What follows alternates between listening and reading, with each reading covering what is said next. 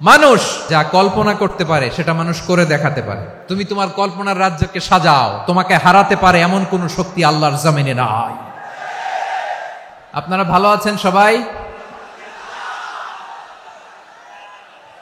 শীতে কষ্ট হচ্ছে না? মাশাআল্লাহ। 3 দিন ব্যাপী তাফসীরুল কোরআনের প্রোগ্রামের সমাপনী রজনী আজকে। আমি খুব লম্বা সময় নিব না। আপনারা যদি এইভাবে বিশৃঙ্খলা করেন আর আপনাদের থামাতে যে ভলান্টিয়ার্সরা যদি হুইসেল বাজাতে থাকে, আমার কথা তো শোনা যাবে না, আমি মুনাজাত দিয়ে চলে যাব। খালাস। দেখি আপনারা কে কোন এলাকা থেকে এসেছেন, খোঁজ নেই। এটা তো আমার বিভাগীয় প্রোগ্রাম, খুলনা বিভাগের প্রোগ্রাম পেয়ে গেছে যশোর। মাশাআল্লাহ। দেখি আপনাদের যশোর সদর থেকে কারা কারা এসেছেন, হাত তোলেন। ঠিক আছে, হাত নামান। অভয়নগরের কারা আছেন দেখি? অভয়নগর অনেক আসছে। কেশবপুর থেকে কারা এসছেন? ঠিক আছে, দেখি আপনাদের চৌগাছা উপজেলার কারা? চৌগাছা, মাশাআল্লাহ মাশাআল্লাহ তাবারাকাল্লাহ। ঝিকরগাছার কারা দেখি? হাত নামান। বাঘারপাড়া থেকে এসছেন কেউ? ইয়া সালাম। মনিরামপুর, সর্বনাশ, মনিরামপুর তো জয়যুক্ত হয়েছে। সারসা, বেনাপোল, মাশাআল্লাহ। এবার যশোরের বাইরে চলে যায়, সাতক্ষীরা, মাশাআল্লাহ। মেহেরপুরের কেউ আসছেন? মেহেরপুর, নড়াইল, চুয়াডাঙ্গা, আল্লাহু আকবার। কুষ্টিয়া, মাগুরা, খুলনা জেলার খুলনা, এই খুলনা তো অনেক। বাগেরহাট, মাশাআল্লাহ। ঝিনাইদহ, ওরে আল্লাহ। ঠিক আছে ঠিক আছে ঠিক আছে, আমরা 3টা তাকবীর দিয়ে শুরু করব। তাকবীর শেষ আর কারো কণ্ঠে কোনো আওয়াজ শুনতে চাই না, একটা আওয়াজ আমি শুনবো না, মেহেরবানি করে। প্রথমে আপনাদের এই যশোর জেলার যারা আছেন তারা আল্লাহর নামে তাকবীর পড়বেন। এরপরে যশোর জেলার বাইরে অন্যান্য জেলা থেকে যারা এসছেন তারা তাকবীর পড়বেন। আর সব শেষে আমরা সবাই মিলে 3টা তাকবীর পরে শুরু করব ইনশাআল্লাহ। পড়েন। আমার যশোরের ভাইরা রেডি হয়ে যান। আপনারা রেডি না? বাকিরা চুপচাপ, শুধু যশোরের ভাইরা তাকবীর পড়বে। আওয়াজ করে পড়ুন, লিল্লাহে তাকবীর। মাশাআল্লাহ তাবারাকাল্লাহ। যশোরের পারফরমেন্স আমরা দেখলাম। এবার যশোর জেলার বাইরে থেকে অন্যান্য যত জেলা থেকে এসছেন সবাই মিলে তাকবীর পড়বেন। যশোরের ভাইরা এবার চুপচাপ। যশোরের বাইরের অন্যান্য জেলার ভাইরা আপনারা রেডি তো? পড়ুন, তাকবীর পড়ুন, লিল্লাহে তাকবীর। মাশাআল্লাহ মাশাআল্লাহ। এবার যশোরের বাইরে কোনো কথা নাই, সবাই মিলে পারা যাবে ইনশাআল্লাহ। আয়োজক, শ্রোতা, ভলান্টিয়ার্স সবাই মিলে কেউ বাকি থাকবো না। 8 দিনের এই তাফসীরুল কোরআনের প্যান্ডেলকে আমরা আল্লাহর বরত্বের নামের ঘোষণায় প্রকম্পিত করব ইনশাআল্লাহ। সবাই মিলে 3 তাকবীর, গলা ছেড়ে দিয়ে আওয়াজ করে পড়ুন, লিল্লাহে তাকবীর, লিল্লাহে তাকবীর, লিল্লাহে তাকবীর।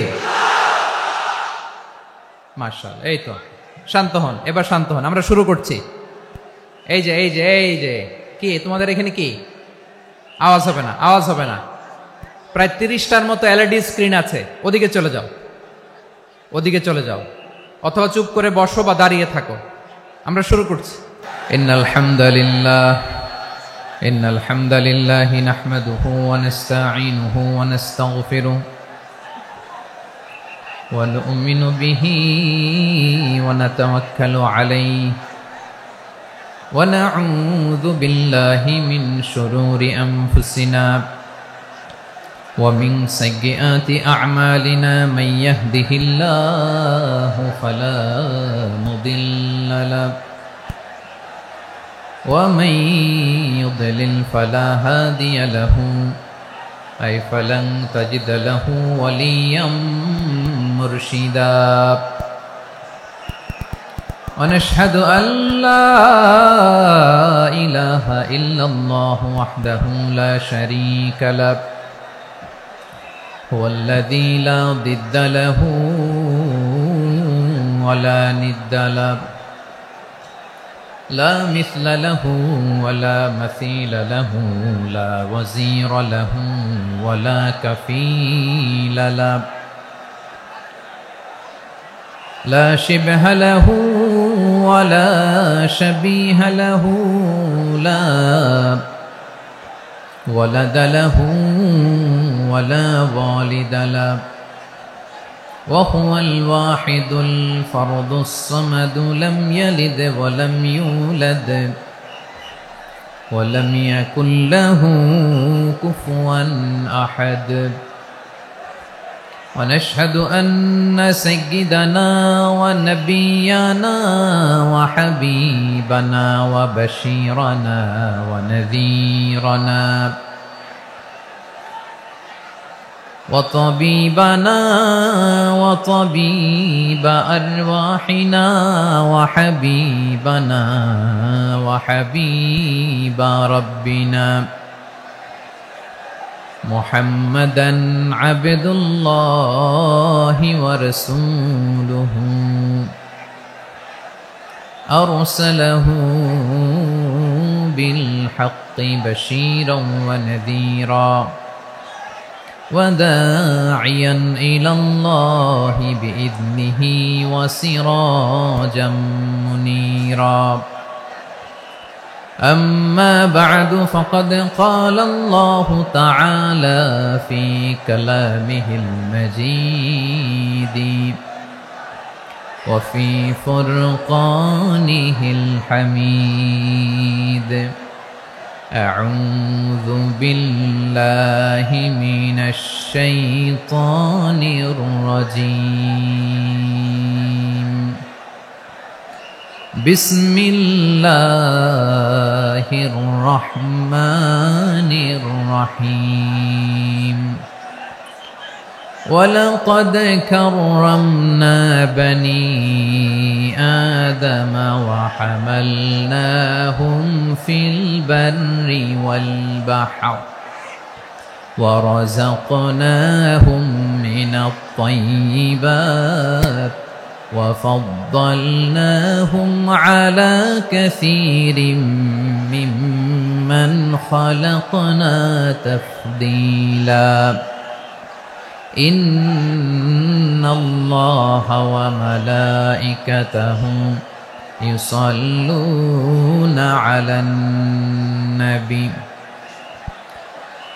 يا أيها الذين آمنوا صلوا عليه وسلموا تسليما اللهم صل على محمد وعلى آل محمد كما صليت على إبراهيم وعلى آل إبراهيم إنك حميد مجيد اللهم بارك على محمد وعلى آل محمد كما باركت على إبراهيم وعلى آل إبراهيم إنك حميد مجيد সকল প্রশংসার মালিককে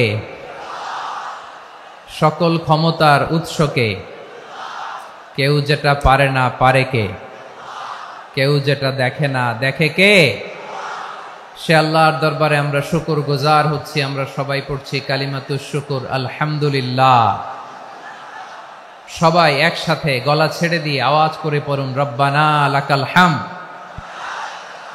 হামদান কাসীরান তাইয়িবান মুবারাকান ফীহি ইয়া রাব্বি লাকাল হামদু কামা ইয়ানবাগি লিজালালি ওয়াজহিকা ওয়া আযীমি সুলতানিকা লাকাল হামদু বিল ঈমান লাকাল হামদু বিল ইসলাম লাকাল হামদু বিল কুরআন আল্লাহ রাব্বুল ইজ্জা ওয়াল জালালের দরবারে শুকরিয়া জ্ঞাপনের পাশাপাশি আমি আজকের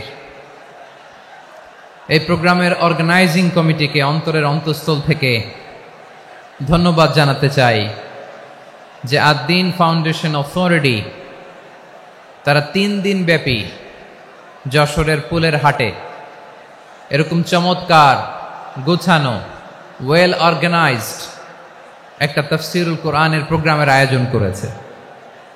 আমি আল্লাহর শুকরিয়া জ্ঞাপনের পাশাপাশি তাদেরকে আমার অন্তরের অন্তঃস্থল থেকে শুকরিয়া, ধন্যবাদ এবং মোবারকবাদ জানাতে চাই। আজকের প্রোগ্রামে উপস্থিত আছেন বৃহত্তর খুলনা বিভাগের ব্যবসায়ী ভাইয়েরা, কর্মজীবী ভাইয়েরা, ছাত্র ভাইয়েরা, পর্দার আড়ালে, মহিলা প্যান্ডেলে আমার মায়েরা, বোনেরা। উপস্থিত আছেন কওমি মাদ্রাসার মুহতামিম বৃন্দ, আলিয়া মাদ্রাসার প্রিন্সিপাল হুজুর, শিক্ষকবৃন্দ, ছাত্রবৃন্দ, ইমাম সাহেব, খতিব সাহেব, মুয়াজ্জিন সাহেব, আইন শৃঙ্খলায় কর্মরত ভাইয়েরা, ভলান্টিয়ার্স, মিডিয়া কর্মী, সাংবাদিক বন্ধুরা, ইউটিউবার্স, আমি সবাইকে অন্তরের অন্তঃস্থল থেকে শুভেচ্ছা জানিয়ে শুরু করতে চাই। প্রিয় ভাইয়েরা, আমি জানি যশোরের মানুষ খুবই well civilized, they know manners, তারা ম্যানার জানে। অতিথির সাথে কেমন আচরণ করতে হয় যশোরের লোকেরা এটা জানে কি জানে না বলেন? মাশাআল্লাহ। স্টেজ থেকে ইনস্ট্রাকশন আসলে সেটা শুনতে হবে, না শুনলে আমিও বলতে পারবো না, আপনারাও উপকৃত হবেন না।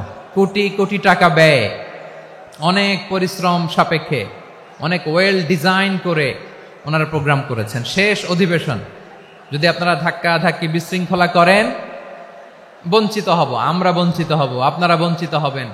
মিডিয়া কর্মীদের মাধ্যমে দেশে বিদেশে কোটি কোটি দর্শক তারা বঞ্চিত হবে।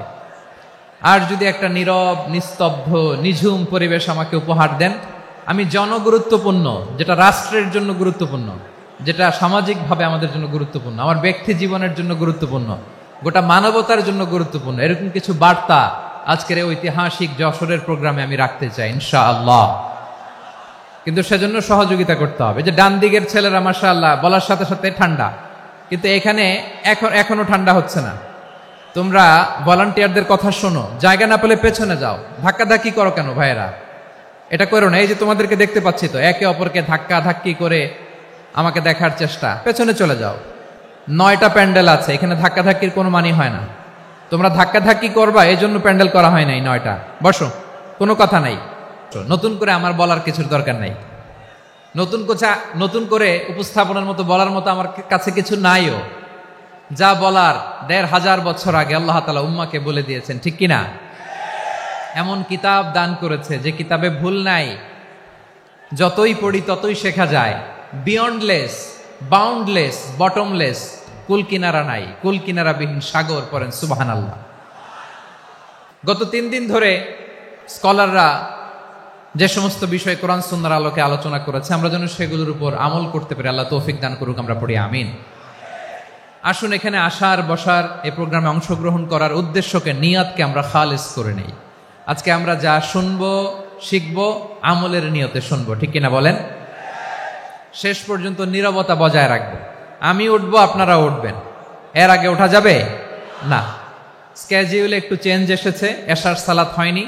আমার আলোচনার পরপরই আজান হবে, এশার সালাতে আমরা জামাতে অংশগ্রহণ করে একসাথে বিদায় নেব ইনশাল্লাহ। বলেন, বিশৃঙ্খলা করলে আমার বুঝাতে, পয়েন্টগুলো শেয়ার করতে দেরি হবে। আর এই যে এরকম নীরব নিস্তব্ধ থাকলে সুবিধা হবে। আল্লাহর ওয়াস্তে বি স্মার্ট। জায়গা না হলে চলে যাবেন, আওয়াজ করবেন না। ভলান্টিয়াররাও আওয়াজ নয়, ইশারা ইঙ্গিতে। প্রিয় ভাইয়েরা, যে টপিকটি নিয়ে আমি আপনাদের সামনে আজকে কথা বলতে চাই, টপিকটি অনেক গুরুত্বপূর্ণ। টপিকটি হচ্ছে হিউম্যান রিসোর্স ডেভেলপমেন্ট, মানব সম্পদ উন্নয়ন। কারণ আল্লাহ তাআলা আমাদের যা দেখ আর না দেখ এটা দিছে। মানুষ আর মানুষ, 18 কোটি মানুষ, ঠিক কিনা? এই 18 কোটি জনসংখ্যার দেশে বসবাস করে আমরা খুশি না বেজার? খুশি হইতে হবে, বেজার হইেন না। জাপানের খবর জানেন? তাদের গ্রোথ রেট নিচের দিকে, উল্টো। জনসংখ্যা নাই, বাচ্চা নিলে, সন্তান নিলে গভর্নমেন্ট তাদের টাকা দেয়। আমাদেরকে আল্লাহ তাআলা দয়া করে, মায়া করে এই সম্পদটা দিয়েছেন। এই মানব সম্পদকে যেন আমরা কাজে লাগাই, ইনশাআল্লাহ। পড়েন সবাই। হিউম্যান রিসোর্স ডেভেলপমেন্ট অনেক জনগুরুত্বপূর্ণ বিষয়, খুব সেন্সিটিভ বিষয়, বুঝতে হবে। যশোরের স্মার্ট ছেলেরা, এই যে আমি যাদেরকে দেখতে পাচ্ছি, all are the Gen Z of Jessore. যারা জেন জি, ওরা স্মার্ট, ওরা ইশারা ইঙ্গিতে কাজ করে। এই যে পুরো গদি উল্টায় দিছে, ঠিক কিনা? 24-এর ছাত্র নাগরিক অভ্যুত্থান আমাদের দেখিয়ে দিচ্ছে কিভাবে চোখের ইশারায় গদি উল্টে দিতে হয়। তো এই জেনজিদের নিয়ে বসেছে, ওরা তো স্মার্ট, ওরা ডিস্টার্ব করবে না। মেহরবানি করে আমার সাথে কানেক্ট করো, 1 to 1, brain to brain, eye to eye contact করো, আমার সাথে তাকাও। কষ্ট হলো আমার দিকে তাকাও, আওয়াজ করা যাবে না, আমার দিকে তাকাও। প্রিয় ভাইরা, হিউম্যান রিসোর্স ডেভেলপমেন্টের ব্যাপারে কিছু কথা বলবো। এই যে আমাদের বিশাল জনসংখ্যা, এই জনসংখ্যাকে কি করে জনসম্পদে রূপান্তরিত করা যায় এ ব্যাপারে কথা বলবো। আমি সূরাতু বনী ইসরাইলের 70 নম্বর আয়াত তেলাওয়াত করেছি। এই আয়াতের আলোকে কিছু কথা আমি আপনাদের সামনে বলবো। আল্লাহ তাআলা ইরশাদ করছেন, ওয়ালাকাদ কাররামনা বনী আদম ওয়া হামালনাহুম ফিল বাররি ওয়াল বাহরি ওয়া রাযাকনাহুম মিনাত তাইয়্যিবাত ওয়া ফাদ্দালনাহুম আলা কাসীরিম মিম্মান খালাকনা তাফদীলা। পড়েন আল্লাহু আকবার। রব্বুল আলামিন বলেন, ওয়ালাকাদ কাররামনা বনী আদম, আমি বনী আদমকে সম্মানিত করেছি, বনী আদমকে মর্যাদা দিয়েছি। ওয়া হামালনাহুম ফিল বাররি ওয়াল বাহর, বনী আদমকে জলে স্থলে, স্থলে এবং সমুদ্রে চলাচলের বাহন দিয়েছি। ওয়া রাযাকনাহুম মিনাত তাইয়্যিবাত, তাদেরকে পবিত্র রিজিকের বন্দোবস্ত করেছি। ওয়া ফাদ্দালনাহুম আলা কাসীরিম মিম্মান খালাকনা তাফদীলা, আর আমি আল্লাহ যাদেরকে সৃষ্টি করেছি তাদের মধ্য থেকে বনী আদমকে আমি শ্রেষ্ঠ বানিয়েছি। আমরা শ্রেষ্ঠ, আমরা আশরাফুল মাখলুকাত। আমরা কি? এই যে এমনি চিল্লাচিল্লি করে, জিজ্ঞেস করলে বলে না। আমরা আশরাফুল মাখলুকাত। আমরা কি? শ্রেষ্ঠ, সবার চেয়ে সেরা। আমাদের মতো করে আল্লাহ কাউকে বানায় নাই। 2 পায়ে ভর করে, শির দ্বারা এরকম স্ট্যান্ড রেখে মাথা উঁচু করে দাঁড়াতে পারে এরকম কোন প্রাণী পৃথিবীতে আছে? এজন্য আল্লাহ বলেন, ওয়ালাকাদ কাররামনা বনী আদম, আমি বনী আদমকে সম্মানিত করেছি, তাদেরকে আমি মর্যাদা দিয়েছি। তাদেরকে আমি যত মর্যাদা দিয়েছি আমার কোন সৃষ্টিকে এত মর্যাদা দেই নাই। পড়েন সুবহানাল্লাহ। I have dignified the status of the sons of Adam. আদমের সব সন্তানের মর্যাদা আমি বাড়িয়েছি। আল্লাহ এখানে বলেননি ওয়ালাকাদ কাররামনাল মুমিনিন, আমি মুমিনের মর্যাদা বাড়িয়েছি, বলেছেন? আল্লাহ এখানে বলেন নাই ওয়ালাকাদ কাররামনাল মুসলিমিন, আমি মুসলিমের মর্যাদা বাড়িয়েছি। আল্লাহ বলেছেন ওয়ালাকাদ কাররামনা বনী আদম, আমি বনী আদমের সম্মান বাড়িয়েছি। হোক সে মুমিন কিংবা কাফের, মুসলিম কিংবা মুশরিক, আস্তিক কিংবা নাস্তিক, আরব কিংবা অনারব, যেই হোক না কেন, আদম সন্তান সবগুলার মর্যাদা বাড়ায় দিয়েছে কে? সবার মর্যাদা আল্লাহ বাড়িয়েছে। মানুষ হিসেবে মর্যাদা। বিশ্বনবী ইসলাম ইহুদির লাশ দেখে দাঁড়িয়ে গেলেন। কার লাশ? আমার যশোরের ভাইয়েরা আওয়াজ করে বলুন, কার লাশ? ইহুদির লাশ দেখে দাঁড়ায় গেলেন। সাহাবারা বললেন, ইয়া রাসূলুল্লাহ, আপনি দাঁড়ালেন যে, এটা তো ইহুদির লাশ। বিশ্বনবী বললেন, আওয়ালাইসাত নাফসান, এটা কি মানুষ নয়? এটা হোক ইহুদি হোক খ্রিস্টান, এটা তো মানুষ। আমি মানুষ দেখে দাঁড়িয়েছি। আই স্যালিউট দ্য হিউম্যানিটি, আমি মানবতাকে সম্মান করেছি। পড়েন সুবহানাল্লাহ। তাহলে এই জমিনে মানুষের মর্যাদা বেশি, হোক আস্তিক হোক নাস্তিক, হোক মুমিন কিংবা কাফের। আদমের সন্তান হলে, মানুষ হলেই তার মর্যাদা বাড়িয়েছে কে? আমার কলিজার টুকরা যশোরের ভাইয়েরা, মানুষের মর্যাদা আল্লাহ এত বাড়িয়েছেন, মানুষ জীবিত থাকলেও যেমনি মর্যাদাবান, মরে গেলেও মর্যাদাবান। সুবহানাল্লাহ পড়েন। মানুষ মরে গেলে এই ডেড বডিটা কি হয়? পচে যায়, গলে যায়, মাটির সাথে মিশে যায়। তাই বলে আপনি ডেড বডির সাথে যাচ্ছে তাই করতে পারবেন না। পারবেন? কেউ যদি অন্যায় করে, তাকে যদি আপনি শাস্তির আওতায় আনেন, যা মনে চায় করতে পারবেন না। তারা আগুন দিয়ে পোড়াতে পারবেন না, নাক কাটতে পারবেন না, কান কাটতে পারবেন না, অঙ্গ বিকৃতি করতে পারবেন না। কারণ মানব জাতির মর্যাদা স্বয়ং দিয়েছে কে? ডেড বডি, পচে যাবে, গলে যাবে। তারপরে ইসলাম বলে না, খবরদার, এই মরা লাশটারও একটা মর্যাদা আছে না নাই? ইসলাম বলে এই লাশটা গলে যাবে, পচে যাবে, কিন্তু এটার অমর্যাদা করো না। কর্পূর দিয়ে, খেজুর পাতা দিয়ে, এটাকে ওয়ার্ম ওয়াটার দিয়ে, গরম পানি দিয়ে ধৌত করো, সাদা শুভ্র ধবধবে কাপড় দিয়ে লাশটাকে তুমি কাভার করো, তারপরে খাটিয়ার মধ্যে লাশটাকে রেখে বিশাল একটা প্রোগ্রাম করো, একটা ফিউনারাল প্রোগ্রাম করো। ওই প্রোগ্রামের ডানে বায়ে পেছনে লাশটারে রাখলে হবে না, প্রোগ্রামের একেবারে সামনটাতে তুমি লাশটাকে রাখো। সুবহানাল্লাহ। একটা ফিউনারাল প্রোগ্রাম করতে হবে, তাকে শেষ বিদায় জানাতে হবে, যেটাকে আমরা জানাজা বলি। কি বলি?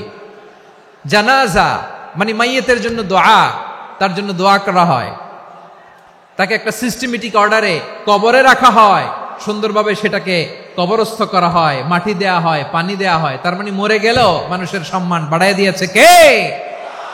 এজন্য আল্লাহ বললেন ওয়ালাকাদ কাররামনা বানি আদম, বনি আদমের সম্মান মর্যাদা আমি আল্লাহ বাড়িয়ে দিয়েছি। মানুষের সম্মানে তুমি কখনো আঘাত করো না, ঠিক কি না? তাহলে ভাই, প্রথম মেসেজ হচ্ছে, the first and foremost message tonight to the people of Jessore. Allah বলেন, I have dignified the status of son of Adam. আমি বনি আদম সবার মর্যাদা বাড়িয়ে দিয়েছি, হোক আস্তিক নাস্তিক, হোক কাফের কিংবা মুশরিক, তার মর্যাদা বাড়াই দিছে কে? যখন বন্যা হয়, আমরা ত্রাণ নিয়ে যাই, আমরা শুধু মুসলমানদেরকে ত্রাণ দেই নাকি? হ্যাঁ, আমরা মুসলমানকেও দেই, অমুসলমানকেও দেই, হিন্দুকেও দেই, বৌদ্ধকেও দেই। যেখানেই মানবতা বিপন্ন, সেখানে ইসলামের হেল্পিং হ্যান্ড আছে না নাই? সুবহানাল্লাহ। কি দিন আমরা পেয়েছি, কি বিধান আমরা পেয়েছি। ওয়ালাকাদ কাররামনা বানি আদম, আমি বনি আদমকে সম্মানিত করেছি। এরপর আল্লাহ বললেন, ওয়া হামালনাহুম ফিল বাররি ওয়াল বাহর, মানুষকে স্থলে এবং সমুদ্রে চলাচলের বাহন আমি দিয়েছি। স্থলে কিভাবে চলবে, জলে কিভাবে চলবে, এই বাহনের ব্যবস্থা করেছে কে? এই জেনজি, এই স্যামড়া, ইরাম করতেছো কিসের জন্য? হ্যাঁ, ইরাম করলে চলবি? হ্যাঁ, বস বস বস বস, আওয়াজ করতেছো কেন? দিবানা, কথা বলতে দিবানা আমাকে? তো এইটা বুঝি তোমাদের ভালোবাসার নমুনা? তোমাদের ভালোবাসার কারণে যদি আমি কোথাও দাঁড়াতেই না পারি, কোথাও বসতে না পারি, কোথাও দুটা কথা বলতে না পারি, এই ভালোবাসা দিয়ে কি হবে আমার? বরং ঘামতে ঘামতে ঘর্মাক্ত হব, রক্তাক্ত হব। কিন্তু সেন্ট্রাল থেকে, সেন্ট্রালি যে ইনস্ট্রাকশন আসবে, সেই ইনস্ট্রাকশনের এক চুল আমরা ডানে বায়ে যাব না।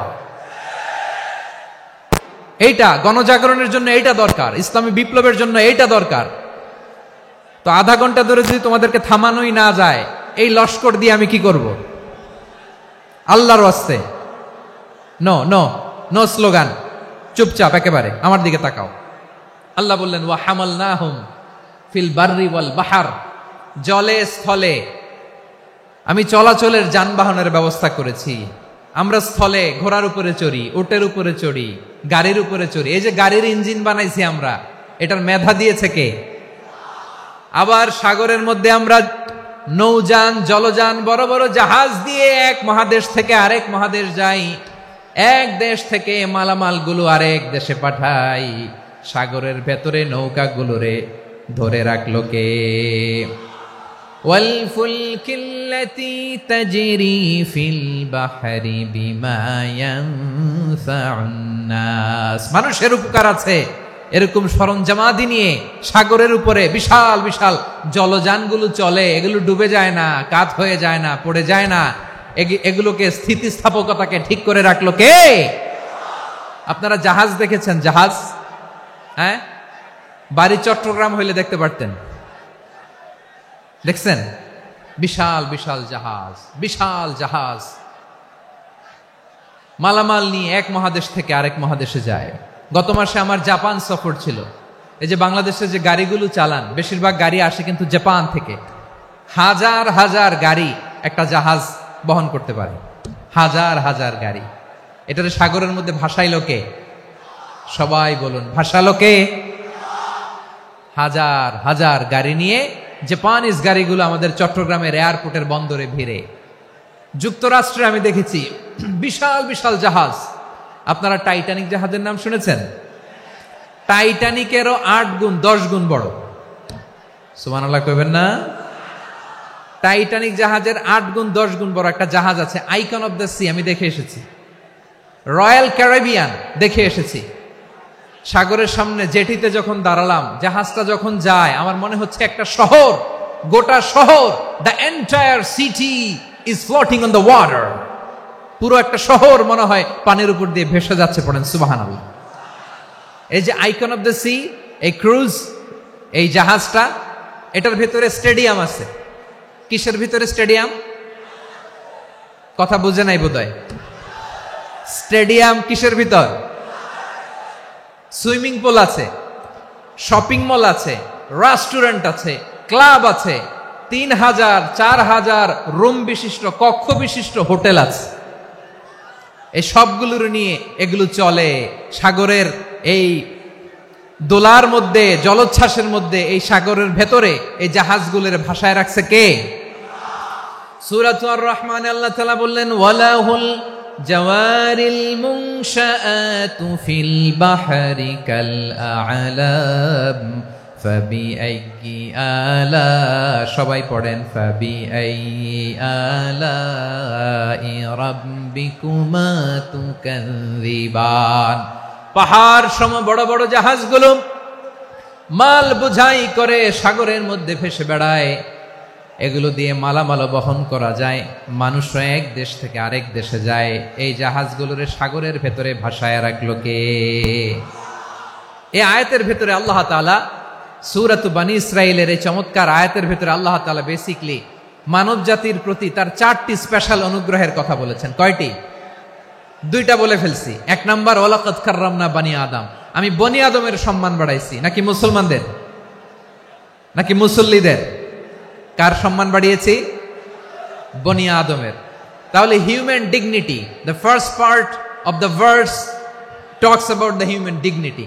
2 নাম্বার অংশ আল্লাহ তাআলা বললেন, ওয়া হামালনাহুম ফিল বাররি ওয়াল বাহর, স্থলে এবং সমুদ্রে আমি তাদের জন্য চলাচলের বাহন দিয়েছি। সুবহানাল্লাহ। তার মানে smooth movement on land and sea, জলে এবং স্থলে যাতে আমরা স্মুথলি মুভ করতে পারি আল্লাহ তাআলা দিয়েছেন। 3 নাম্বার আল্লাহ তাআলা বললেন, ওয়া রাযাকনাহুম মিনাত তাইয়্যিবাত, মানুষের জন্য আমি পবিত্র রিজিকের ব্যবস্থা করেছি। জলে এবং স্থলে যত প্রাণী আছে সবগুলা প্রাণীকে রিজিক দেয় কে?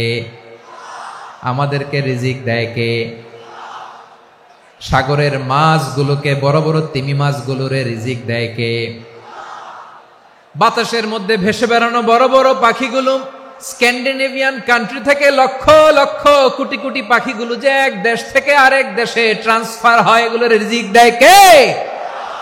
রব্বুল আলামিন বলেন, ওয়ামা মিন দাব্বাতিন ফিল আরদি ইল্লা আলাল্লাহি রিজকুহা ওয়া ইয়ালামু মুস্তাকাররাহা ওয়া মুস্তাওদাআহা কুল্লুম ফি কিতাবিম মুবিন। আল্লাহু আকবার। রব্বুল আলামিন বলেন, ভূপৃষ্ঠে বিচরণশীল যত প্রাণী আছে সব প্রাণীগুলোকে আমি আল্লাহ আমার নিজের কুদরতে রিজিকের বন্দোবস্ত করি। এই প্রাণীগুলো কোথায় থাকে, কোথায় যায়, সব জায়গায় আমি রিজিক পৌঁছে দেই। রিজিক কেউ দিতে পারে না, রিজিকের মালিক কে? রিজিকের মালিক তিনি আল্লাহ। এজন্য আল্লাহ তাআলা বললেন, ওয়া রাযাকনাহুম মিনাত তাইয়্যিবাত। এরপর আল্লাহ বললেন, ওয়া ফাদ্দালনাহুম আলা কাসীরিম মিম্মান খালাকনা তাফদীলা। আমি যত প্রাণী সৃষ্টি করেছি সকল প্রাণীর মধ্যে মানুষের মর্যাদা, শ্রেষ্ঠত্ব আমি দিয়েছি। সুবহানাল্লাহ পড়েন। তাহলে 1 নম্বরে আল্লাহ বললেন, আমি বনি আদমের মর্যাদা বাড়ালাম। এরপরে বললেন, স্থলে এবং সমুদ্রে চলাচলের জন্য যানবাহন দিলাম। 3 নম্বরে আল্লাহ বললেন, পবিত্র রিজিকের ব্যবস্থা করে দিলাম। এরপরে আল্লাহ বললেন, যত প্রাণী আছে, সৃষ্টি আছে, সবগুলার উপরে আমি মানুষকে শ্রেষ্ঠত্ব দিলাম। সুবহানাল্লাহ। তাহলে সবচেয়ে বেশি শ্রেষ্ঠত্ব মানুষের। কার? মানুষের। শুধু তাই নয় প্রিয় ভাইরা, আকাশ এবং জমিনে যা কিছু আছে সবকিছু মানুষের জন্য। মানুষের কল্যাণে, মানুষের প্রয়োজনে, মানুষের বশীভূত করে সৃষ্টি করেছেন কে? রব্বুল আলামিন বলেন, হুয়াল্লাযী খালাকা লাকুম মা ফিল আরদি জামিআ। এই জমিনের মধ্যে যা কিছু আমি আল্লাহ সৃষ্টি করেছি, সব কিছু আমি মানুষের জন্য সৃষ্টি করেছি। পড়েন সুবহানাল্লাহ। হুয়াল্লাযী খালাকা লাকুম মা ফিল আরদি জামিআ, যা আছে সব আমাদের জন্য, সব আমাদেরকে সার্ভিস দেওয়ার জন্য, আমাদের উপকারের জন্য, আমাদের কল্যাণের জন্য। আওয়াজ করে সবাই পড়ুন আল্লাহু আকবার। অন্য আয়াতে আল্লাহ বললেন, ওয়াসাখখারা লাকুম মা ফিস সামাওয়াতি ওয়া মা ফিল আরদি জামিআম মিন ইন্না ফি যালিকা লাআয়াতিন লিকাউমি ইয়াতাফাক্কারুন। প্রথমে আল্লাহ বললেন, জমিনে যা আছে সব তোমাদের কল্যাণে আমি সৃষ্টি করলাম। এরপরে আল্লাহ বললেন, আকাশেও যা আছে সব তোমাদের জন্য সৃষ্টি করলাম, তোমাদের অনুগত বানায় দিলাম। পড়েন সুবহানাল্লাহ। মানুষের কি ব্রেইন দেখেন, মানুষ জমিন ছেড়ে আকাশে চলে যায়। পাখি দেখে মানুষের শখ হলো, পাখি যেহেতু উঠতে পারে আমরাও পারবো। অরবিল রাইট, উইলবার রাইট, দুই ভাই মিলে আঁকাঝোঁকা করতে করতে করতে করতে প্লেন বানায় ফেললো। কোন সুবহানাল্লাহ। এখন পাখিও ওরে, আমরাও ওরি। এরপরেই মানুষের কৌতূহল থামে না এখানে। মানুষ চলে গিয়েছে চাঁদে। কোথায় গেছে? এখন কিন্তু চাঁদে জমি বিক্রি হয়, জানেন? পৃথিবী নিয়ে মারামারি শেষ। রাশিয়া আমেরিকা এখন ধরছে চাঁদ আর মঙ্গল গ্রহ। এখন চাঁদে জমি বিক্রি হয়, মঙ্গলে জমি বিক্রি হয়। এই চাঁদ, মঙ্গল, বৃহস্পতি, শনি সব আল্লাহ তাআলা আমাদের জন্য বানিয়েছেন। সুবহানাল্লাহ পড়েন।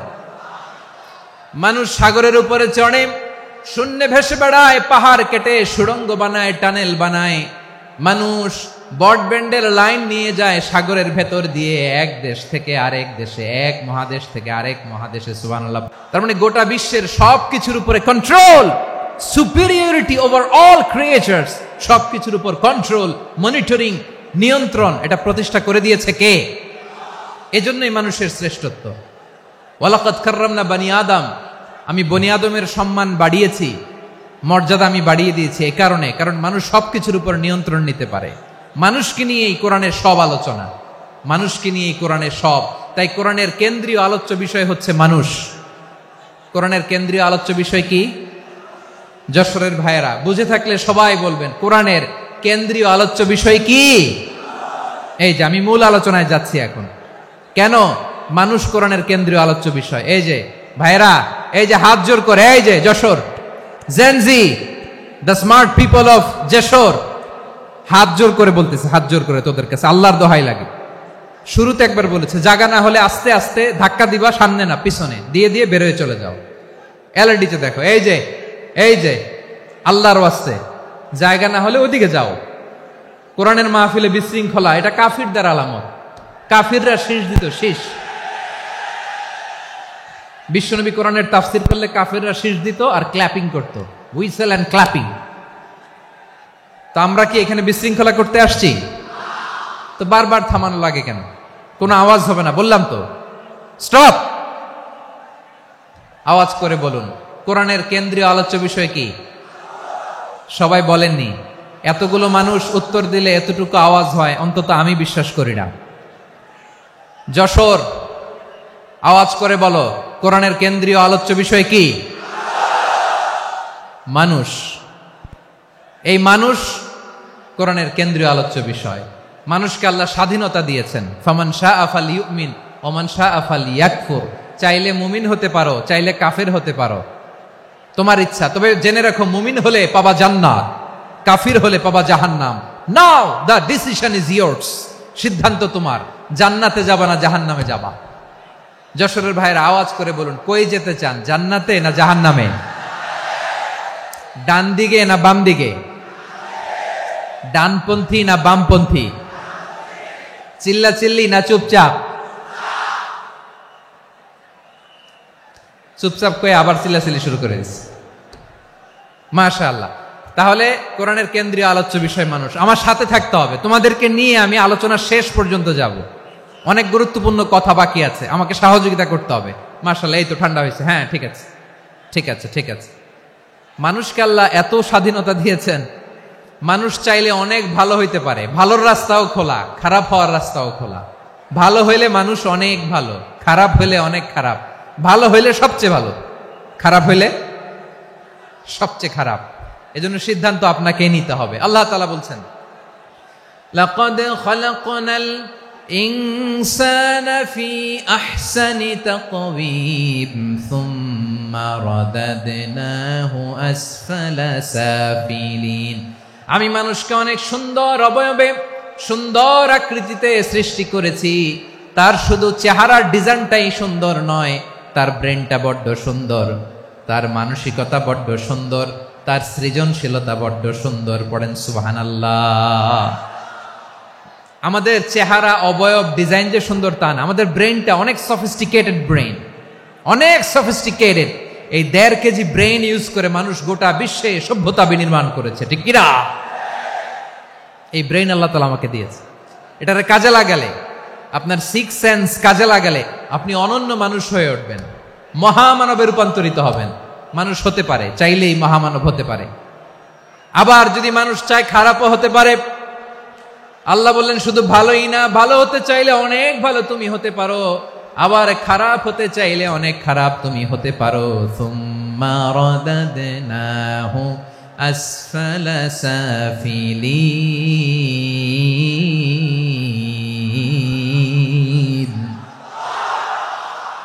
খারাপ হলে একেবারে খারাপ হতে পারো, নিকৃষ্ট হলে একেবারে নিকৃষ্ট হতে পারো, ভালো হলেও ভালো হতে পারো। কোন সুবহানাল্লাহ।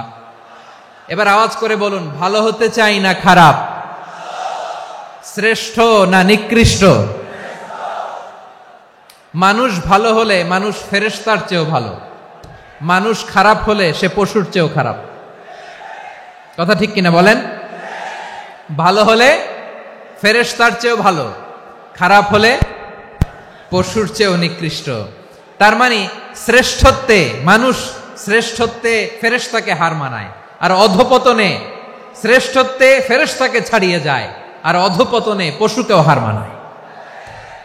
আই রিপিট, আমি আবারও বলছি, মানুষ শ্রেষ্ঠত্বে ফেরেশতাকে ছাড়িয়ে যায়, আর অধপতনে সে পশুকেও হার মানায়। আওয়াজ করে বলতে হবে ঠিক কিনা? এটার প্রমাণ কি? মানুষ শ্রেষ্ঠ হইলে যে ফেরেশতার চেয়েও সেরা, তার প্রমাণ কি? আল্লাহ তাআলা বলছেন, ওয়া ইয কুলনা লিল মালাইকাতি ইসজুদু লি আদম ফাসাজাদু ইল্লা ইবলিস আবা ওয়াস্তাকবারা ওয়া কানা মিনাল কাফিরিন। আল্লাহ বলেন, স্মরণ করো সে সময়ের কথা যখন আমি ফেরেশতাদেরকে বললাম, ও ফেরেশতারা আদমকে সেজদা দাও। সব ফেরেশতারা সম্মান সূচক সেজদা আদমকে দিল। তারা আদমের জন্য সেজদায় লুটিয়ে পড়লো, একজন ছাড়া, তার নাম ইবলিস। আওয়াজ করে বলেন, তার নাম কি? সে অহংকার প্রদর্শন করলো, সে কাফের হয়ে গেল। বাকি সব ফেরেশতারা সেজদা দিল। সুবহানাল্লাহ। আবার আদম আলাইহিস সালামকে আল্লাহ জিজ্ঞেস করলেন, সব বলে দিল উত্তর, কিন্তু ফেরেশতাদেরকে একই প্রশ্ন জিজ্ঞেস করলেন, তারা উত্তর করতে পারে নাই। তার মানে এর মধ্য দিয়ে প্রমাণিত হয়, মানুষ ভালো হলে ফেরেশতার চেয়েও ভালো, ফেরেশতার চেয়েও মানুষের মর্যাদা বাড়িয়ে দিয়েছে কে? সব নূরের ফেরেশতা যখন মাটির আদমকে সেজদা দেয়, এটা প্রমাণ করে ফেরেশতার চেয়েও মানুষের মর্যাদা বাড়িয়ে দিয়েছে কে? তুমি মাটির আদমকে প্রথম সৃষ্টি করিয়া ঘোষণা করিয়া দিলে শ্রেষ্ঠ বলিয়া, তাই তো নূরের ফেরেশতা করে আদমকে সেজদা। ঠিক কিনা বলেন? তাই তো নূরের ফেরেশতা করে আদমকে সেজদা। সবার চেয়ে সম্মান দিলে মাটির আদমকে। আল্লাহু আল্লাহু তুমি জাল্লে জালালুহু, শেষ করা তো যায় না গে তোমার গুণগান। পড়েন না? পড়েন। আল্লাহু আল্লাহু তুমি জাল্লে জালালুহু, শেষ করা তো যায় না গে তোমার গুণগান। আল্লাহু আল্লাহু। আল্লাহু আকবার। আদমের মর্যাদা বেশি, মানুষের মর্যাদা বেশি, মানুষ শ্রেষ্ঠ তার প্রমাণ, নূরের ফেরেশতা মাটির আদমকে সেজদা করে আওয়াজ করে বলেন ঠিক কিনা? তাহলে মানুষ ভালো হলে ফেরেশতার চেয়ে ভালো। আবার মানুষ যদি খারাপ হয় সে পশুর চেয়েও খারাপ, অধপতনে পশুত্বকে হার মানায়। তার প্রমাণ কি? তার প্রমাণ হচ্ছে যশোরের ভাইরা দেখবেন পত্রিকায় নিউজ পেপারে মাঝে মাঝে এরকম দেখা যায়, এক মানুষ আরেক মানুষকে হত্যা করে 20 টুকরা করে বস্তার ভেতরে ভরেছে। আপনারা এই নিউজ পড়েন নাই না? দেখেন নাই? দেখছেন? মানুষ মানুষকে হত্যা করে কয় টুকরা? জোরে বলেন। এখানেই ক্ষান্ত হয় না, আবার কোথায় ভরছে? বস্তার ভেতরে। আচ্ছা, বুঝে থাকলে আওয়াজ করে বলেন, কোনদিন শুনছেন একটা হাতি আর একটা হাতিকে হত্যা করে 20 টুকরা করছে, এরপরে বস্তার ভিতরে ভরছে? হয়েছে? তাহলে দেখেন, মানুষ যদি খারাপ হয় সে পশুকেও হার মানায়। চিল্লায় বলো ঠিক কিনা? এমনও দুশ্চরিত্র মানুষ আছে যার নজর থেকে 6 মাসের ছোট্ট মেয়ে থেকে শুরু করে 80 বছরের বৃদ্ধারাও নিরাপদ নয়। পশুকেও হার মানে। মানুষের ঘর জ্বালিয়ে পুড়ে মেসাকার করে দেয়, জনপদের পর জনপদ জ্বালায় দেয়, এরকম আছে না নাই? বোমা মেরে শহরগুলো উড়িয়ে দেয়। এই যে ইসরায়েল গাজার মধ্যে যে অ্যাটাক করেছে, এরা মসজিদ মানে নাই, মসজিদে বম ফেলেছে। এরা খ্রিস্টানদের চার্চ গির্জা মানে নাই, গির্জায় বম ফেলেছে। পৃথিবীর ইতিহাসে never happened in the history of the world that someone bombed on a hospital, on a ICU center.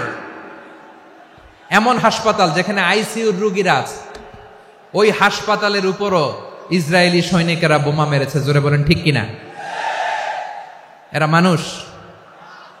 আওয়াজ করে বলেন, এরা মানুষ না। প্রিয় ভাইয়েরা, চোখ কান নাক মুখ থাকলেই মানুষ না। যা সামনে দেখেন এগুলো সব মানুষ না, এগুলো জনসংখ্যা। এগুলো কি? সবাই বলুন, এগুলো কি?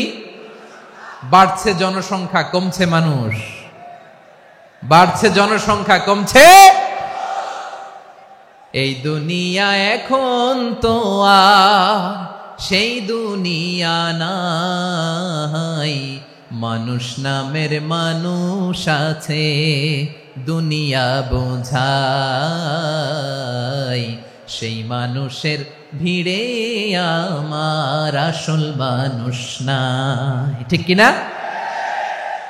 আসল মানুষের বড্ড অভাব, আসল মানুষের বড্ড অভাব। আমার ভাইয়েরা, মানুষ খারাপ হলে পশুকেও হার মানায়।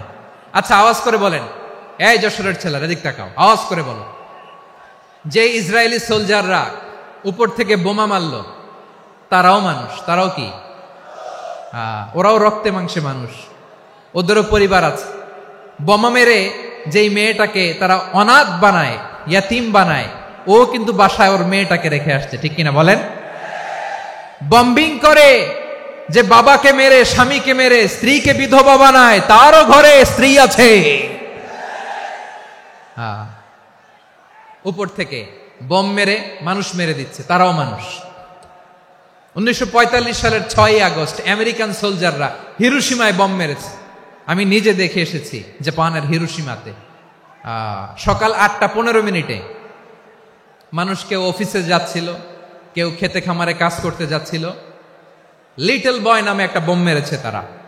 এই বোমের আঘাতে, পারমাণবিক এই বোমার রেডিয়েশনে আঘাতে, বোম ব্লাস্ট হওয়ার পরে মুহূর্তের মধ্যে 1,40,000 নাই। উপর থেকে যারা মারতেছে এরাও মানুষ, যাদেরকে মারলো তারাও। তার মানে মানুষে মানুষে পার্থক্য আছে না? নেই? মানুষে মানুষে পার্থক্য আছে। নাক কান চোখ মুখ থাকলেই মানুষ নয়। বাড়ছে জনসংখ্যা, কমছে মানুষ। চিল্লায় বলো ঠিক কিনা? তাহলে আমরা বুঝলাম, মানুষ ভালো হলে অনেক ভালো, খারাপ হলে অনেক খারাপ। ও আমার কলিজার টুকরা যশোরের ভাইয়েরা, আসুন না 3 দিন ব্যাপী এই তাফসিরুল কোরআনের ঐতিহাসিক প্রোগ্রাম থেকে আমরা সিদ্ধান্ত নেই, আমরা ভালো মানুষ হব নাকি খারাপ মানুষ হব। কলিজা থেকে, প্রাণ থেকে আওয়াজ করে সবাই বলুন, ভালো মানুষ নাকি খারাপ মানুষ? ভালো মানুষ হইতে হবে। ভালো মানুষ যারা জগৎটাকে এনলাইটেন করবে, যারা এনলাইটেন করবে, যারা সত্যের বীর সেনানী হয়ে দাঁড়াবে, যারা সত্যের পক্ষে কথা বলবে, যারা জালিমের মসনদকে ভেঙে খান খান করে দেবে। এরকম হওয়ার দরকার আছে না নাই? এরকম ভালো মানুষ আমরা হতে চাই কি চাই না? মানুষকে যত্ন নিলে মানুষ যে কত ভালো হয় আপনি কল্পনাও করতে পারবেন না। এই যে আপনাদের যশোরে যে ভালো ছেলেগুলো আছে, যে ভালো তরুণগুলো আছে, যে যুবকগুলো আছে, যে ভালো আলেমরা আছে, ভালো নেতারা আছে, সবাই যদি তাদের মতো হতো পুরো যশোরটা একটা জান্নাতের টুকরা হয়ে যেত। আওয়াজ করে বলেন ঠিক কিনা? মানুষকে নার্চারিং করলে, মানুষকে পলিশ করলে, মানুষকে গ্রুমিং করলে, মানুষকে সঠিক তারবিয়া দিলে মানুষ অনন্য হয়ে ওঠে। প্রতিটি মানুষ অনন্য। আমি অনন্য, আপনি অনন্য, আমরা সবাই অনন্য। সুবহানাল্লাহ বলেন। মানুষকে আল্লাহ তাআলা দিয়েছেন অসীম ক্ষমতা, অসীম ক্ষমতা। সুবহানাল্লাহ। একটা মানুষ পারে না এমন কিছু নাই, একটা মানুষ পারে না এমন কিছু নাই। বিশ্বাস করতে হবে, মানুষ যা কল্পনা করতে পারে ওইটা মানুষ করে দেখাতে পারে। যশোরের ভাইয়ের, আই রিপিট, আমি আবারও বলছি, এই চিল্লাচিল্লি করলে আমার এই গুরুত্বপূর্ণ কথা তোমরা মিস করবা, মিস করবা। কপাল পড়া হয় না, আওয়াজ করে কপাল পড়া হবে না। আমার দিকে তাকাও। মানুষ মানুষ যা কল্পনা করতে পারে সেটা মানুষ করে দেখাতে পারে। তুমি তোমার কল্পনার রাজ্যকে সাজাও, তোমাকে হারাতে পারে এমন কোন শক্তি আল্লাহর জমিনে নাই। তোমার কি শক্তি, কি সম্ভাবনা তুমি জানোই না মিয়া। তুমি এদিকে তাকাও কেন? তোমার রাস্তা তো ওই দূরে। তুমি কোথায় যাবে, আল্লাহ তোমার টেনে কোথায় নিয়ে যাবে তুমি কিছুই জানো না। Plan big, dream big. কল্পনার শক্তিকে বড় করো। মানুষ যা কল্পনা করতে পারে মানুষ তা করে দেখাতে পারে। মানুষের কাছে অসাধ্য কিছু নাই মৃত্যু ছাড়া, অ্যাকসেপ্ট ডেথ। মৃত্যু ছাড়া মানুষ সবকিছুকে জয় করতে পারে। মৃত্যু ছাড়া যে কোনো অসাধ্যকে সাধন করার ক্ষমতা মানুষকে দিয়ে দিয়েছে কে? হারার জন্য তোমার জন্মই হয় নাই, তোমার জন্ম হয়েছে জিতার জন্য, বিজয়ের জন্য তোমার জন্ম। মানুষের শুরুটাই হয় বিজয় দিয়ে। যশোর, আওয়াজ করে বলো, মানুষের শুরু হয় কি দিয়ে? আমরা যখন আমার পিতার পৃষ্ঠদেশে ছিলাম, পিতার পৃষ্ঠদেশ থেকে শুক্রাণু যখন মায়ের গর্ভদেশে যেয়ে পড়ে, কতটা শুক্রাণু ভ্রমণ শুরু করে জানো? 20 কোটি শুক্রাণু। একবার সিমেন আউট হলে সেখানে 20 কোটি শুক্রাণু থাকে, ভ্রমণ শুরু করে। ওই 20 কোটি শুক্রাণুর মধ্য থেকে তুমি আমি আজকে এক বিকশিত শুক্রাণু মানব রূপে পৃথিবীতে এসেছি। সুবহানাল্লাহ। ওই 20 কোটি শুক্রাণুর প্রতিযোগিতায় সবাইরে পেছনে ফেলে সেদিন আমি সফল হয়েছিলাম, সেদিন আমি বিজয়ী হয়েছিলাম। সেদিন আমি এত ছোট ছিলাম মাইক্রোস্কোপ দিয়েও আমার অস্তিত্ব টের পাওয়া যায় না। আমি এত তুচ্ছ ছিলাম, নগণ্য ছিলাম। আমার কান ছিল না, আমার চোখ ছিল না, আমার হাত ছিল না, আমার জন্য রিকমেন্ডেশন করার মতো মামু ছিল না, খালা ছিল না, কেউ ছিল না। তারপরেও ওই প্রতিযোগিতায়, ওই কম্পিটিশনে যখন আমারে কেউ হারাতে পারে নাই, আল্লাহর জমিনেও আমারে কেউ হারাতে পারে না। হারার জন্য তোমার জন্মই হয় নাই, তুমি আসছই জিতার জন্য। সুবহানাল্লাহ। বিশ্বনবী বলেন, আন্নাসু মাআদিন কামাআদিনি যাহাবি ওয়াল ফিদ্দা খিয়ারুহুম ফিল জাহিলিয়াতি খিয়ারুহুম ফিল ইসলাম। Peoples are like mines of gold and silver. সোনার খনি, রূপার খনি, এর চেয়েও বড় খনি হচ্ছে এই মানব সম্পদের খনি। আওয়াজ করে বলেন আল্লাহু আকবার। আল্লাহ তাআলা এই সম্পদ আমাদেরকে দিয়েছে। বিশ্বনবী বলেন, মানুষ হচ্ছে খনির মতো। খিয়ারুহুম ফিল জাহিলিয়াতি খিয়ারুহুম ফিল ইসলাম। জাহিলি যুগে যারা সেরা, ইসলামেও তারা সেরা। ইদা ফাকুহু, যদি তারা বুঝবান হয় তাহলে তাদেরকে সেরা বানায় দিবে কে? তাহলে মানুষের চেয়ে সেরা কেউ হতে পারে?